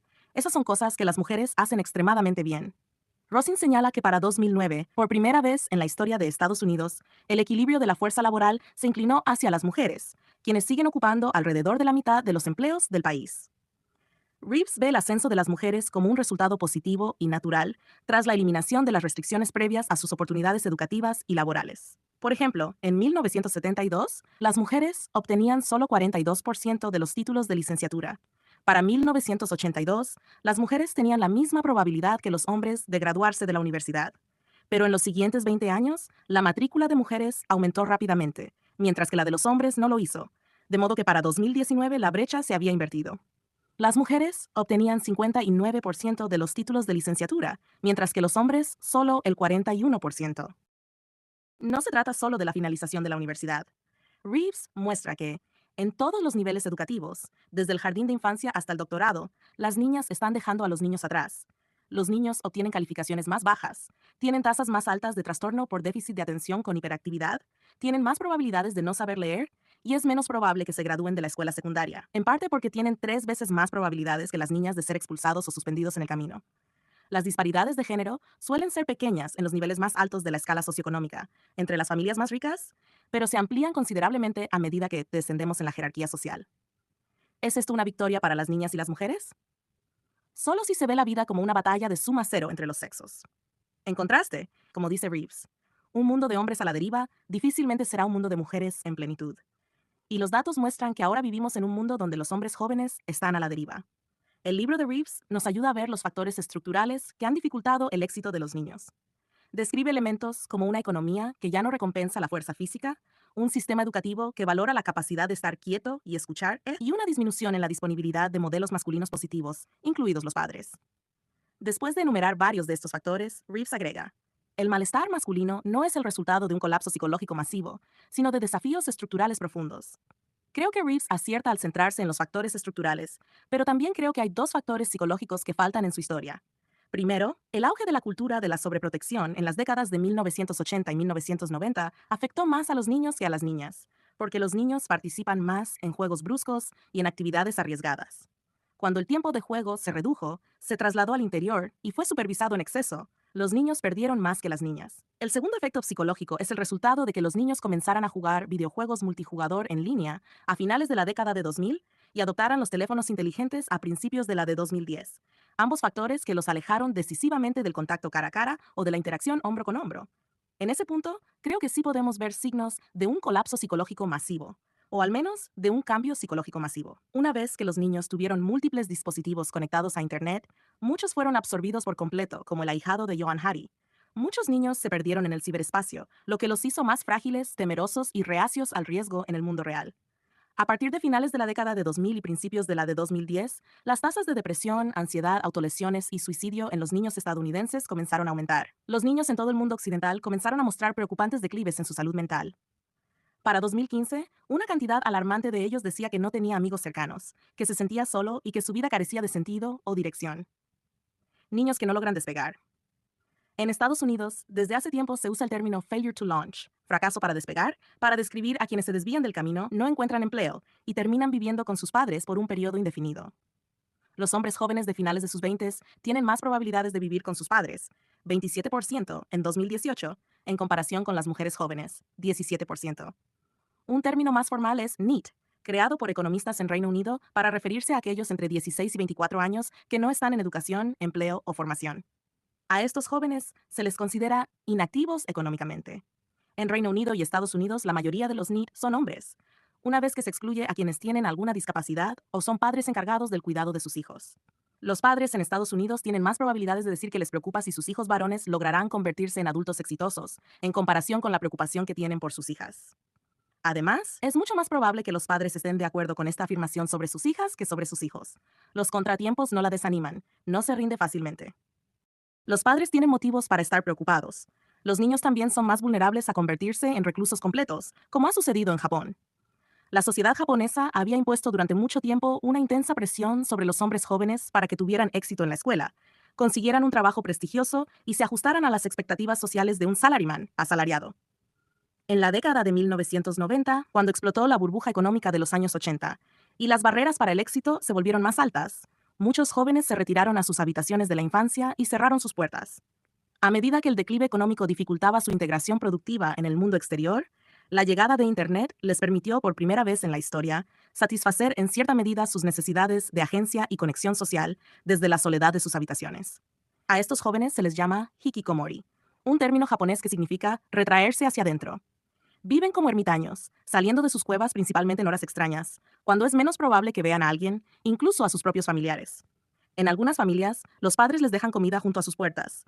Se calman quedándose dentro, pero cuanto más tiempo permanecen encerrados, menos competentes se vuelven en el mundo exterior, lo que alimenta aún más su ansiedad sobre salir. Están atrapados. Durante muchos años, la comunidad psiquiátrica trató el fenómeno hikikomori como una condición exclusivamente japonesa.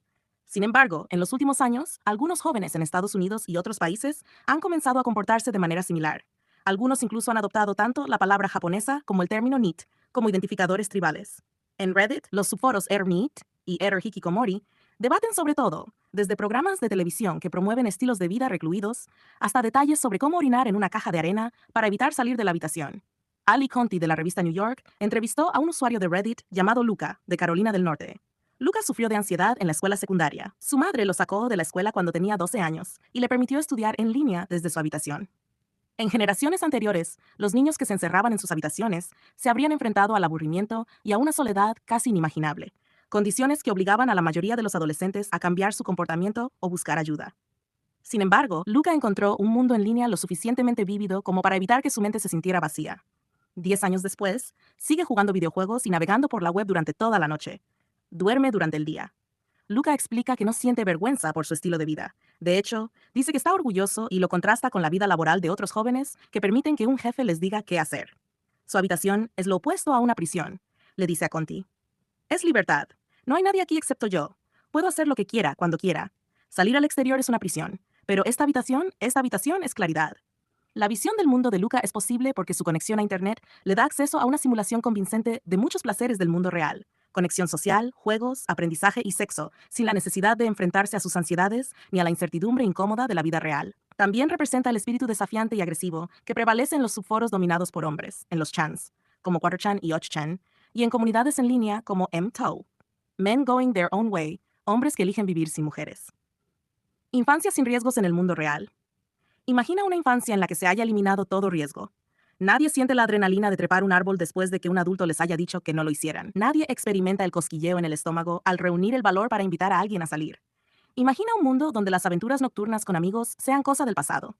En esta infancia, habría menos moretones, huesos rotos y corazones rotos. Podría parecer un mundo más seguro, pero ¿es realmente el mundo que querríamos para nuestros hijos? La mayoría de los padres dirían que no. Y sin embargo, de alguna manera, algo muy parecido es el mundo en el que muchos miembros de la generación Z están creciendo. Un mundo con demasiada supervisión y muy poco riesgo es perjudicial para todos los niños, pero parece estar afectando más a los niños varones. Cuando comencé a examinar las tendencias en la salud mental de los niños para este libro, me encontré con un hallazgo sorprendente. A lo largo de mi carrera como investigador, era un conocimiento común que al llegar a la pubertad, los niños y las niñas mostraban patrones distintos en sus desafíos de salud mental. Las niñas suelen presentar tasas más altas de trastornos internalizantes, como la depresión y la ansiedad, dirigiendo sus emociones y su sufrimiento hacia su interior. Los niños, en cambio, tienden a presentar tasas más altas de trastornos externalizantes, manifestando sus emociones hacia el exterior y participando en comportamientos de alto riesgo o antisociales, que a menudo afectan a los demás, como conducir en estado de ebriedad, la violencia y el abuso de drogas. Pero alrededor del año 2010 comenzó a suceder algo sin precedentes. Ambos sexos cambiaron rápidamente hacia el patrón tradicionalmente asociado con las mujeres. Ha habido un aumento notable en el acuerdo con afirmaciones relacionadas con trastornos internalizantes, como siento que no puedo hacer nada bien, en ambos sexos, con un aumento más pronunciado entre las niñas, como se puede ver en la figura 7.2. Al mismo tiempo, el acuerdo con afirmaciones relacionadas con trastornos externalizantes, como con qué frecuencia has dañado a propósito la propiedad de la escuela, cayó drásticamente en ambos sexos, con un descenso más marcado en los niños. Para el año 2017, las respuestas de los niños se parecían a las de las niñas en la década de 1990. Uno de los rasgos más ampliamente reconocidos de la generación Z es que ya no hacen tantas de las cosas malas que solían hacer los adolescentes. Beben menos alcohol, tienen menos accidentes automovilísticos y reciben menos multas por exceso de velocidad. Se involucran en muchas menos peleas físicas o embarazos no planeados. Estas son, por supuesto, tendencias positivas. Nadie quiere más accidentes automovilísticos, pero dado que la tasa de cambio en tantos comportamientos de riesgo ha sido tan rápida, también observo estas tendencias con preocupación. ¿Qué pasaría si estos cambios no se debieran a que la generación Z se está volviendo más sabia, sino a que se están alejando del mundo físico? ¿Qué pasaría si estuvieran participando en menos comportamientos arriesgados en general, tanto saludables como no saludables, y por lo tanto aprendiendo menos sobre cómo manejar los riesgos en el mundo real?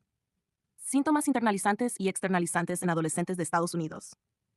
Figura 7.2. Síntomas internalizantes y externalizantes en estudiantes de último año de secundaria en Estados Unidos. En la década de 2010, los puntajes de externalización disminuyeron en ambos sexos, mientras que los puntajes de internalización aumentaron. Fuente Ascari et al. Monitoring the Future. Disfrute de la toma de riesgos. Figura 7.3. Porcentaje de estudiantes en Estados Unidos, octavo, décimo y duodécimo grado, que estuvieron de acuerdo con la afirmación. Me gusta ponerme a prueba de vez en cuando haciendo algo un poco arriesgado.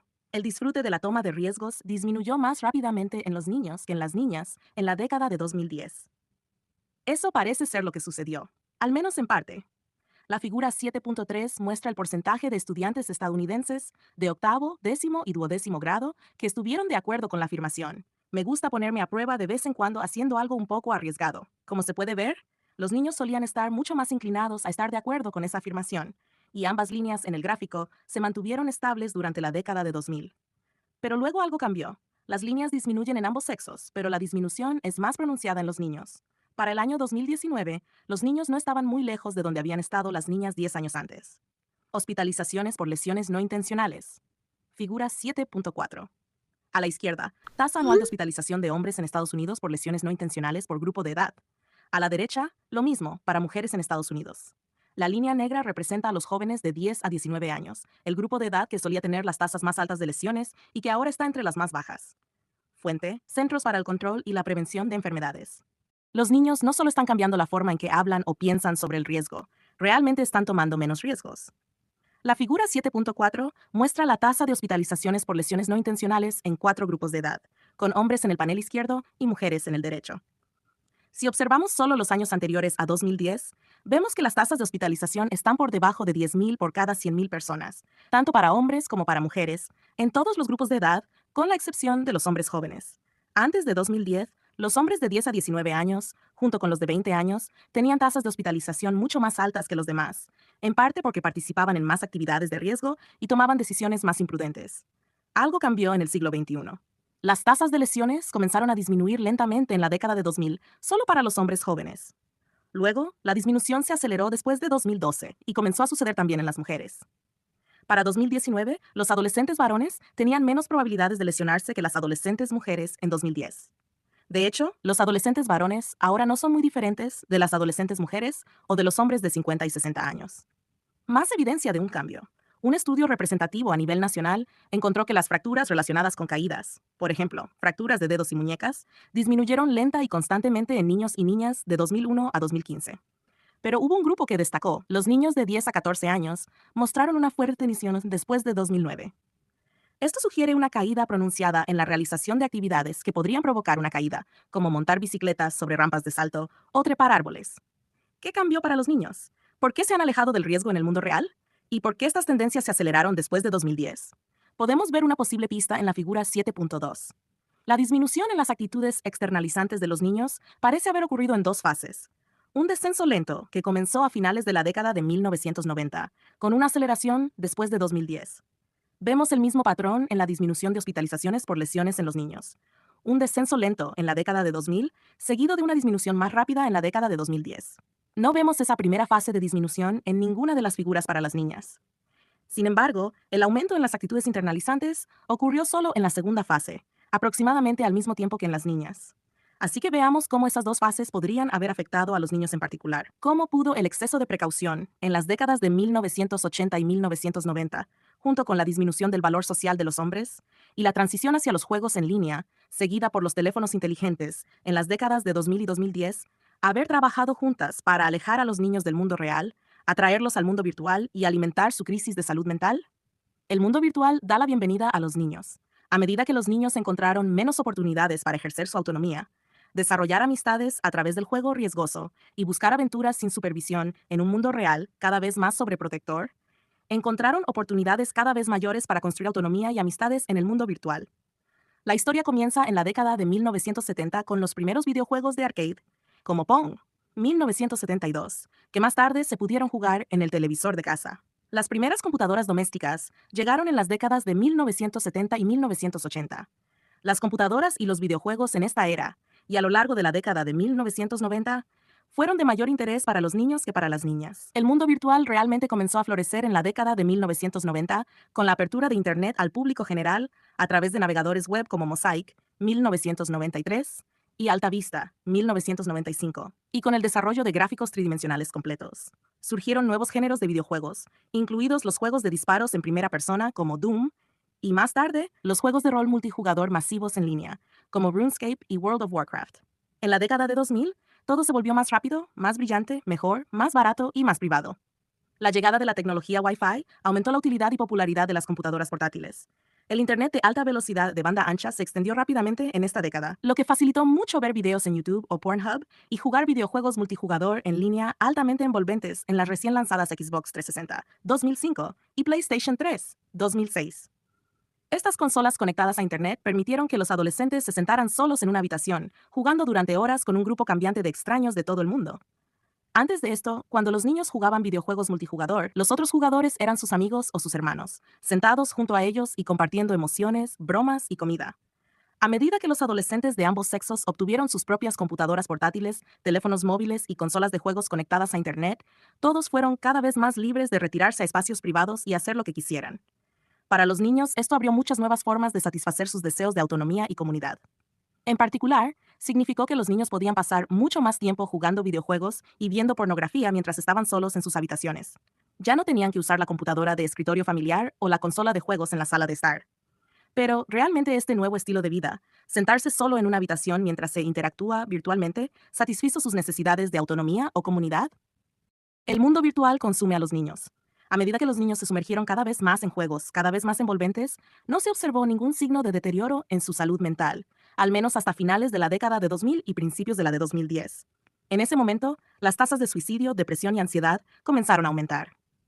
La cronología nos obliga a analizar detenidamente cómo el teléfono inteligente cambió el uso de la tecnología por parte de los niños y su interacción con el mundo más allá de sus dispositivos. Antes de que los teléfonos inteligentes reemplazaran a los teléfonos de tapa, las empresas solo podían captar la atención de los niños cuando estos estaban sentados frente a una computadora o usando una consola de videojuegos. Pero a principios de la década de 2010, los adolescentes con teléfonos inteligentes estuvieron disponibles para las empresas en cada momento del día. Era como si el gobierno de Estados Unidos de repente hubiera abierto todo el estado de Alaska para la perforación petrolera, y las compañías petroleras compitieran ferozmente para reclamar los mejores territorios y comenzar a extraer crudo. Hoy en día se dice con frecuencia que los datos son el nuevo petróleo, pero también lo es la atención. Con un teléfono inteligente en cada bolsillo, las empresas rápidamente se enfocaron en aplicaciones móviles, ofreciendo a los adolescentes actividades interminables de alta estimulación.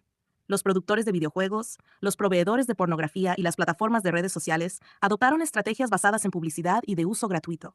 Los juegos también implementaron opciones de pago para avanzar, decisiones comerciales que accedieron directamente a las billeteras de los jugadores o a las tarjetas de crédito de los padres y lograron enganchar a los niños. Siguiendo la tendencia observada entre las adolescentes mujeres, la vida social y de entretenimiento de los niños, así como sus negociaciones de estatus, se trasladaron cada vez más al ámbito digital. Los niños deambularon por un bazar de diferentes aplicaciones, incluyendo redes sociales, comunidades en línea, plataformas de transmisión, videojuegos, pornografía y, cuando fueron un poco mayores, aplicaciones de apuestas y citas. Para el año 2015, muchos niños se encontraron expuestos a un nivel de estimulación y extracción de atención que hubiera sido inimaginable solo 15 años antes. Desde el inicio de la era digital, la industria tecnológica ha encontrado formas cada vez más atractivas de ayudar a los niños a hacer lo que desean, sin tener que asumir los riesgos sociales y físicos que antes eran necesarios para satisfacer esos deseos. A medida que las habilidades y atributos tradicionalmente masculinos perdieron valor, tanto económica como culturalmente, y a medida que creció la cultura del exceso de precaución, el mundo virtual se encargó de suplir directamente esas necesidades, aunque no de una manera que fomentara las habilidades necesarias para la transición a la adultez. A continuación, analizaré brevemente dos de las principales áreas en las que esto ocurrió: la pornografía y los videojuegos. Pornografía. La pornografía en línea de contenido explícito es un buen ejemplo de cómo las empresas pueden aprovecharse de impulsos evolutivos profundos. La evolución hace que ciertas cosas sean atractivas y gratificantes, a través de pequeños pulsos de dopamina, solo cuando, a lo largo de miles de generaciones, perseguir esas cosas llevó a los individuos a dejar más descendencia sobreviviente que aquellos que no sintieron tal deseo o no hicieron tal esfuerzo. La atracción sexual y el apareamiento son áreas de la vida en las que la evolución nos ha dejado señuelos y deseos intensos. En décadas anteriores, la principal forma en que los niños heterosexuales podían ver imágenes de mujeres desnudas era a través de lo que hoy consideraríamos pornografía de muy baja calidad, revistas impresas que no podían venderse a menores de edad.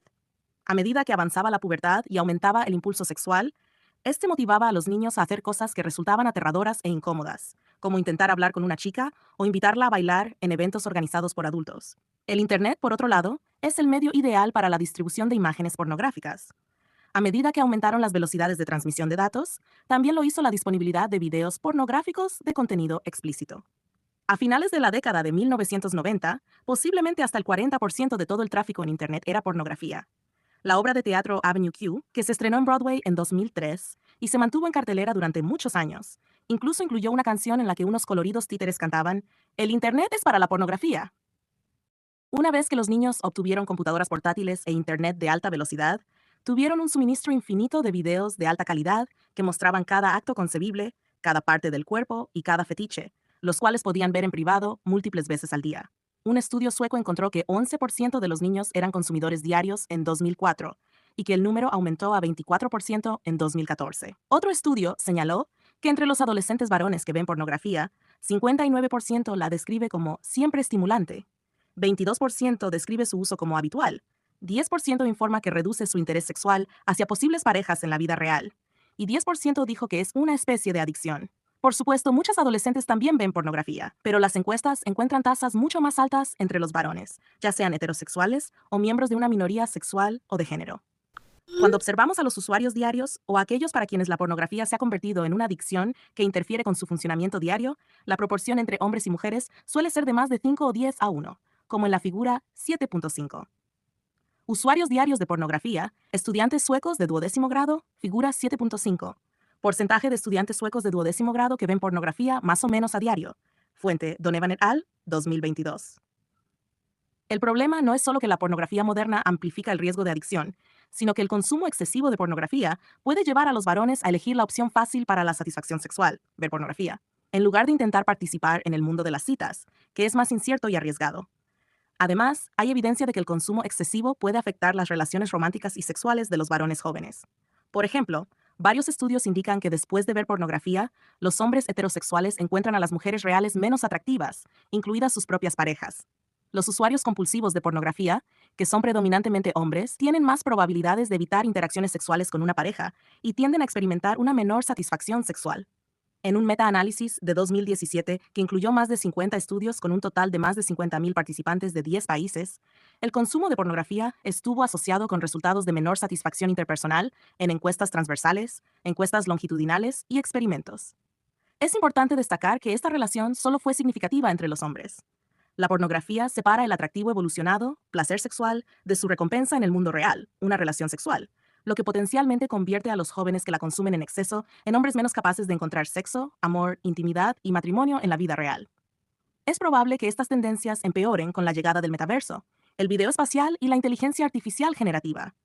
Ahora que Meta y Apple ofrecen visores que permiten a los usuarios recorrer cualquier tipo de mundo que otra persona pueda imaginar para ellos, la pornografía tridimensional con personas perfectas de cuerpos imposibles seguramente se convertirá en un atractivo aún más poderoso.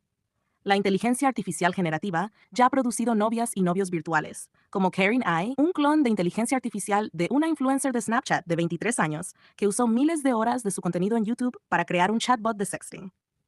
Las personas ya están enamorándose perdidamente de estos bots, que coquetean y comparten secretos íntimos con ellos. A medida que las personalidades generadas por inteligencia artificial mejoren y se implanten en muñecas y robots sexuales cada vez más realistas, un número creciente de hombres heterosexuales podría encontrar que un estilo de vida hikikomori con una novia mecánica programable es preferible a los miles de rechazos que reciben en las aplicaciones de citas, sin mencionar el riesgo social de acercarse a una mujer en la vida real y pedirle salir. Estos son los tipos de riesgos saludables que los hombres jóvenes deberían asumir para volverse más competentes y exitosos en el ámbito romántico. No estoy diciendo que toda la pornografía sea dañina. Estoy diciendo que sumergir a los niños en una lista infinita de videos pornográficos explícitos durante el periodo sensible en el que se están reorganizando los centros sexuales de su cerebro tal vez no sea tan bueno para su desarrollo sexual y romántico, ni para sus futuras parejas. Videojuegos. La historia sobre la pornografía en línea extrema es desalentadora, pero en el caso de los videojuegos es más complicada. Cuando comencé a escribir este libro, sospechaba que los videojuegos desempeñarían el mismo papel en los problemas de los varones que las redes sociales en los problemas de las niñas. De hecho, un metaanálisis de decenas de estudios confirma que en todo el mundo, los hombres tienen tasas significativamente más altas de trastorno por juego en Internet, mientras que las mujeres tienen tasas significativamente más altas de adicción a las redes sociales. Pero después de adentrarme en una de las áreas más grandes y polémicas de la investigación sobre medios, no encuentro evidencia clara que justifique una advertencia generalizada para que los padres mantengan a sus hijos completamente alejados de los videojuegos. La situación es diferente de la de los numerosos estudios que vinculan a las niñas, las redes sociales, la ansiedad y la depresión. A diferencia de la pornografía en línea, los investigadores han encontrado que los adolescentes que juegan videojuegos pueden obtener diversos beneficios. Algunas investigaciones han demostrado que el uso de videojuegos se asocia con un mejor funcionamiento cognitivo e intelectual, como una mayor memoria de trabajo, una mejor inhibición de respuestas e incluso un mejor desempeño escolar. Un experimento encontró reducciones significativas en los síntomas de depresión cuando a un grupo experimental se le asignó jugar 30 minutos de videojuegos 3 veces por semana durante un mes. Otros estudios han hallado que jugar en modo cooperativo puede inducir a los jugadores a cooperar fuera del juego. No obstante, hay al menos dos grandes daños asociados con los videojuegos. Primero, los videojuegos pueden causar problemas graves en un subconjunto significativo de usuarios intensivos, como Chris, donde la clave no es solo la cantidad de juego, sino el papel que éste ha pasado a desempeñar en sus vidas. Por ejemplo, una revisión sistemática de estudios realizados durante la pandemia de COVID encontró que el uso de videojuegos a veces mitigaba los sentimientos de soledad a corto plazo, pero ponía a algunos usuarios en un círculo vicioso porque utilizaban los juegos para distraerse de la soledad. Con el tiempo, desarrollaban una dependencia de los videojuegos en lugar de formar amistades a largo plazo, lo que resultaba en estrés crónico, ansiedad y síntomas de depresión. Construir relaciones en persona, por supuesto, fue difícil durante la pandemia, pero estos hallazgos son consistentes con estudios previos que vinculan la soledad con el uso problemático de los videojuegos. Usando la escala de adicción a los videojuegos para adolescentes, que consta de 7 ítems, los investigadores han clasificado a los jugadores en 4 grupos: adictos, problemáticos, comprometidos y ocasionales. Los jugadores adictos son aquellos que admiten sufrir los 4 síntomas de adicción evaluados en un cuestionario: recaída, abstinencia, conflicto y problemas derivados del juego. Estos jugadores pierden el control sobre sus hábitos de juego, como ocurre con cualquier adicción. Se obsesionan con los videojuegos, mienten sobre su uso, pierden interés en otras actividades solo para jugar, se aíslan de familiares y amigos, y utilizan los videojuegos como una vía de escape psicológica. Un juez canadiense dictaminó en 2023 que un grupo de padres podía demandar a Epic Games por la forma en que su juego Fortnite había generado adicción en sus hijos y tomado el control de sus vidas, llevándolos a saltarse comidas, duchas y horas de sueño durante periodos prolongados. Cabe señalar que los investigadores están divididos sobre si la adicción a los videojuegos es un trastorno en sí mismo o si los comportamientos reflejan trastornos subyacentes como la depresión o la ansiedad. Bajo este marco de 4 grupos, un jugador problemático cumple solo 2 o 3 de los 4 criterios de adicción. Experimenta consecuencias negativas por su uso excesivo de los videojuegos, pero no pierde el control en la misma medida. En contraste, los jugadores comprometidos juegan muchas horas, pero no cumplen con ninguno de los criterios de adicción. Las estimaciones de prevalencia varían, pero un estudio de 2016 encontró que entre 1 y 2% de los adultos jugadores cumplen con los criterios de adicción a los videojuegos. 7% son jugadores problemáticos, 4% son jugadores comprometidos y 87% son jugadores ocasionales. Usando un conjunto diferente de criterios, un metaanálisis de 2018 encontró que 7% de los adolescentes varones pueden clasificarse como personas con trastorno por juego en Internet. Para este diagnóstico, se requiere que el juego cause un deterioro o angustia significativa en varios aspectos de la vida de la persona. La tasa estimada para las adolescentes fue ligeramente superior a 1%. Diferentes estudios arrojan diferentes cifras, pero 7% parece ser una estimación intermedia razonable del porcentaje de adolescentes varones que sufren un deterioro sustancial en el mundo real, escuela, trabajo, relaciones, debido a su uso excesivo de los videojuegos. Esto equivale a 1 de cada 13 niños. El segundo gran daño asociado con los videojuegos es el alto costo de oportunidad. Ocupan una cantidad enorme de tiempo. Common Sense Media informó en 2019, antes de la pandemia de COVID, que 41% de los adolescentes varones juega más de 2 horas al día y 17% reporta jugar más de 4 horas al día. Al igual que ocurre con las niñas que dedican tanto tiempo a las redes sociales, ese tiempo tiene que salir de alguna parte. Los jugadores intensivos están perdiendo horas de sueño, ejercicio e interacción social en persona con amigos y familiares. Como expresó un joven que conozco, realmente desearía haber conocido mejor a mi abuelo antes de que muriera, en lugar de estar siempre jugando videojuegos cuando él nos visitaba. Todas las pantallas y nada de juego en el mundo real. La gran reducción de la interacción social cara a cara es especialmente importante para comprender lo que la gran reconfiguración hizo a los varones. Por supuesto, la mayoría de los niños juegan videojuegos con otros niños, por lo que un defensor de los videojuegos podría argumentar que ahora tienen más interacción social que antes del juego en línea, al igual que las niñas tienen más interacción social a través de las redes sociales. Pero, ¿es el juego en línea tan beneficioso para el desarrollo social como pasar tiempo con amigos en persona? ¿O es más bien como las redes sociales, que ofrecen mayor cantidad pero de una calidad mucho menor?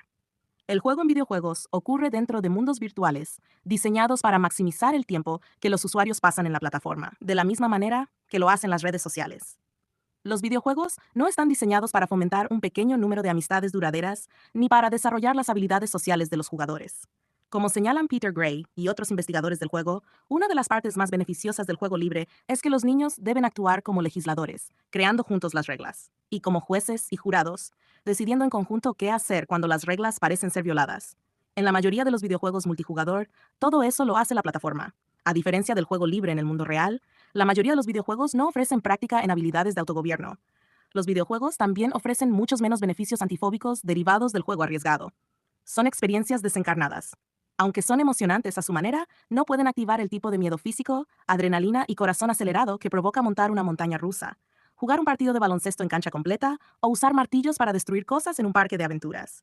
Saltar de aviones, tener peleas con cuchillos y ser brutalmente asesinados son cosas que suceden docenas de veces al día en juegos como Fortnite o Call of Duty. No enseñan a los niños a juzgar y gestionar riesgos en el mundo real. Cuando los videojuegos reemplazan la exploración y la aventura en el mundo real con los amigos, como sucede con los jugadores intensivos, a menudo producen jóvenes que sienten que les falta algo, como Chris en la apertura de este capítulo. Además, si los videojuegos realmente fueran un beneficio neto para la amistad, entonces los niños y jóvenes de hoy deberían tener más amigos y sentirse menos solos que los de hace 20 años. Pero en realidad, ha ocurrido lo contrario. En el año 2000, 28% de los varones de último año de secundaria reportaron sentirse solos con frecuencia. Para 2019, ese porcentaje había aumentado a 35%. Esto es un reflejo de una recesión de la amistad más amplia entre los hombres en Estados Unidos. En la década de 1990, solo 3% de los hombres estadounidenses informaron no tener amigos cercanos. Para 2021, esa cifra se había quintuplicado, llegando a 15%.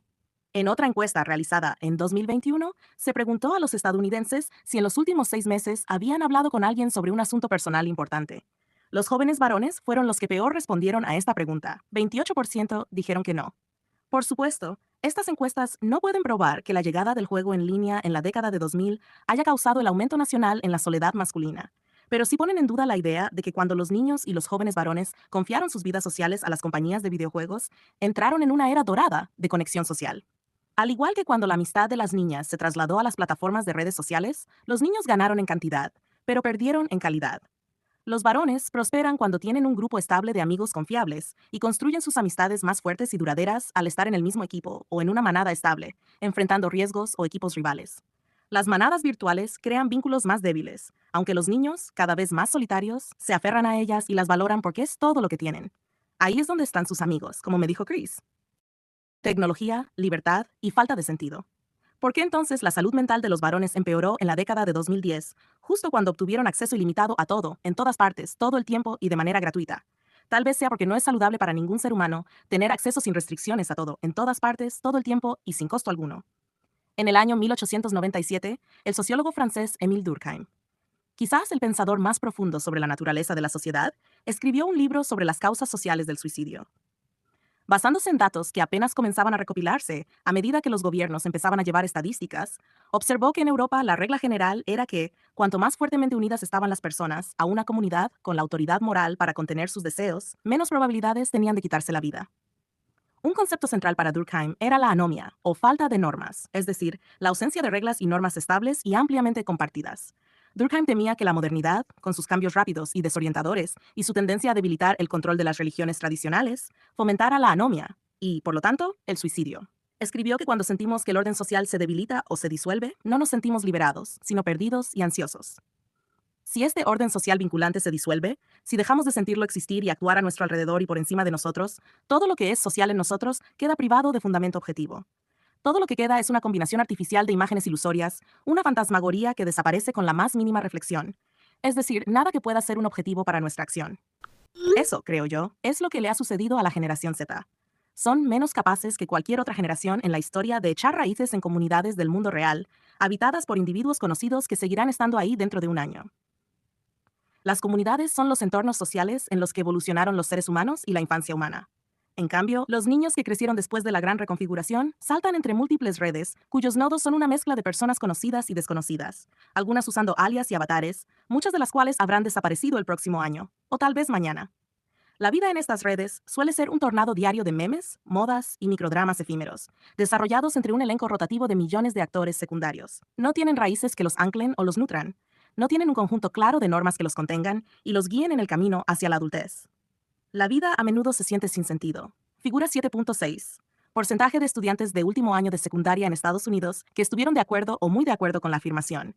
La vida a menudo se siente sin sentido. Fuente Monitoring the Future. Durkheim y su concepto de anomia pueden explicar por qué, de repente, a principios de la década de 2010, tanto varones como mujeres comenzaron a identificarse mucho más con la afirmación, la vida a menudo se siente sin sentido. Aunque varones y mujeres recorrieron caminos diferentes durante la gran reconfiguración, de alguna manera terminaron en el mismo abismo, donde muchos se ahogan en anomia y desesperación. Es muy difícil construir una vida significativa por cuenta propia, deambulando a través de múltiples redes, sin cuerpo ni permanencia. Al igual que el ahijado de Joan Hari, su conciencia termina rota en fragmentos más pequeños y desconectados. Los niños y los cuerpos humanos necesitan echar raíces en comunidades humanas. Antes de poder enviar niños a Marte, deben crecer en la Tierra. En resumen, al igual que las mujeres, los varones se volvieron más ansiosos y deprimidos a principios de la década de 2010 en muchos países. A diferencia de las mujeres, los varones han experimentado un declive gradual en su desempeño y compromiso con la escuela, el trabajo y la vida familiar desde la década de 1970. Los varones y los jóvenes retiraron gran parte de su tiempo y esfuerzo del mundo físico, cada vez más hostil al juego sin supervisión, la exploración y la toma de riesgos, e invirtieron en el mundo virtual en rápida expansión. Los varones corren un mayor riesgo que las mujeres de quedarse estancados y no lograr una transición exitosa a la adultez. Es más probable que se conviertan en adultos jóvenes que no estudian, no trabajan y no reciben formación. En Japón, algunos hombres han desarrollado una forma extrema de aislamiento de por vida en sus habitaciones, conocidos como ikikomori. A principios de la década de 2010, los patrones de pensamiento de los adolescentes varones en Estados Unidos cambiaron. Tradicionalmente, los varones mostraban tasas más altas de conductas externalizantes en comparación con las internalizantes.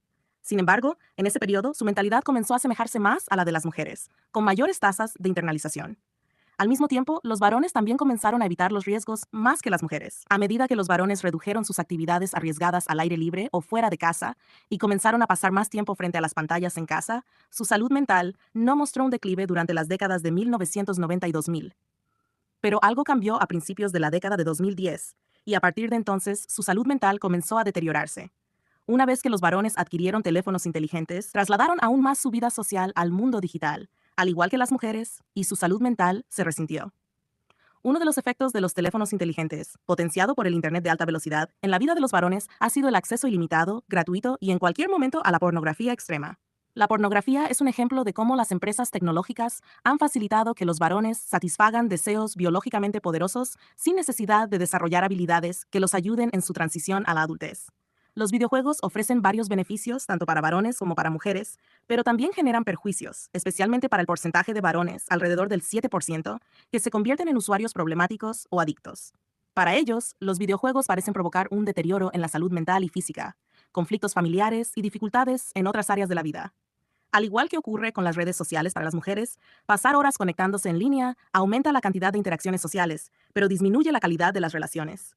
Durante la gran reconfiguración, los varones, al igual que las mujeres, se volvieron más solitarios. Algunos utilizan los videojuegos para fortalecer sus círculos de amigos en el mundo real, pero para muchos otros, los videojuegos facilitaron su aislamiento en sus habitaciones, en lugar de enfrentarse al desafío de madurar en el mundo real. La gran reconfiguración de la infancia apartó a los jóvenes de sus comunidades reales, incluidas sus propias familias, y creó un nuevo tipo de infancia vivida a través de múltiples redes en constante cambio. Una consecuencia inevitable fue la anomia o falta de normas, ya que no pueden formarse moralidades estables y vinculantes cuando todo está en constante transformación, incluidos los miembros de la red.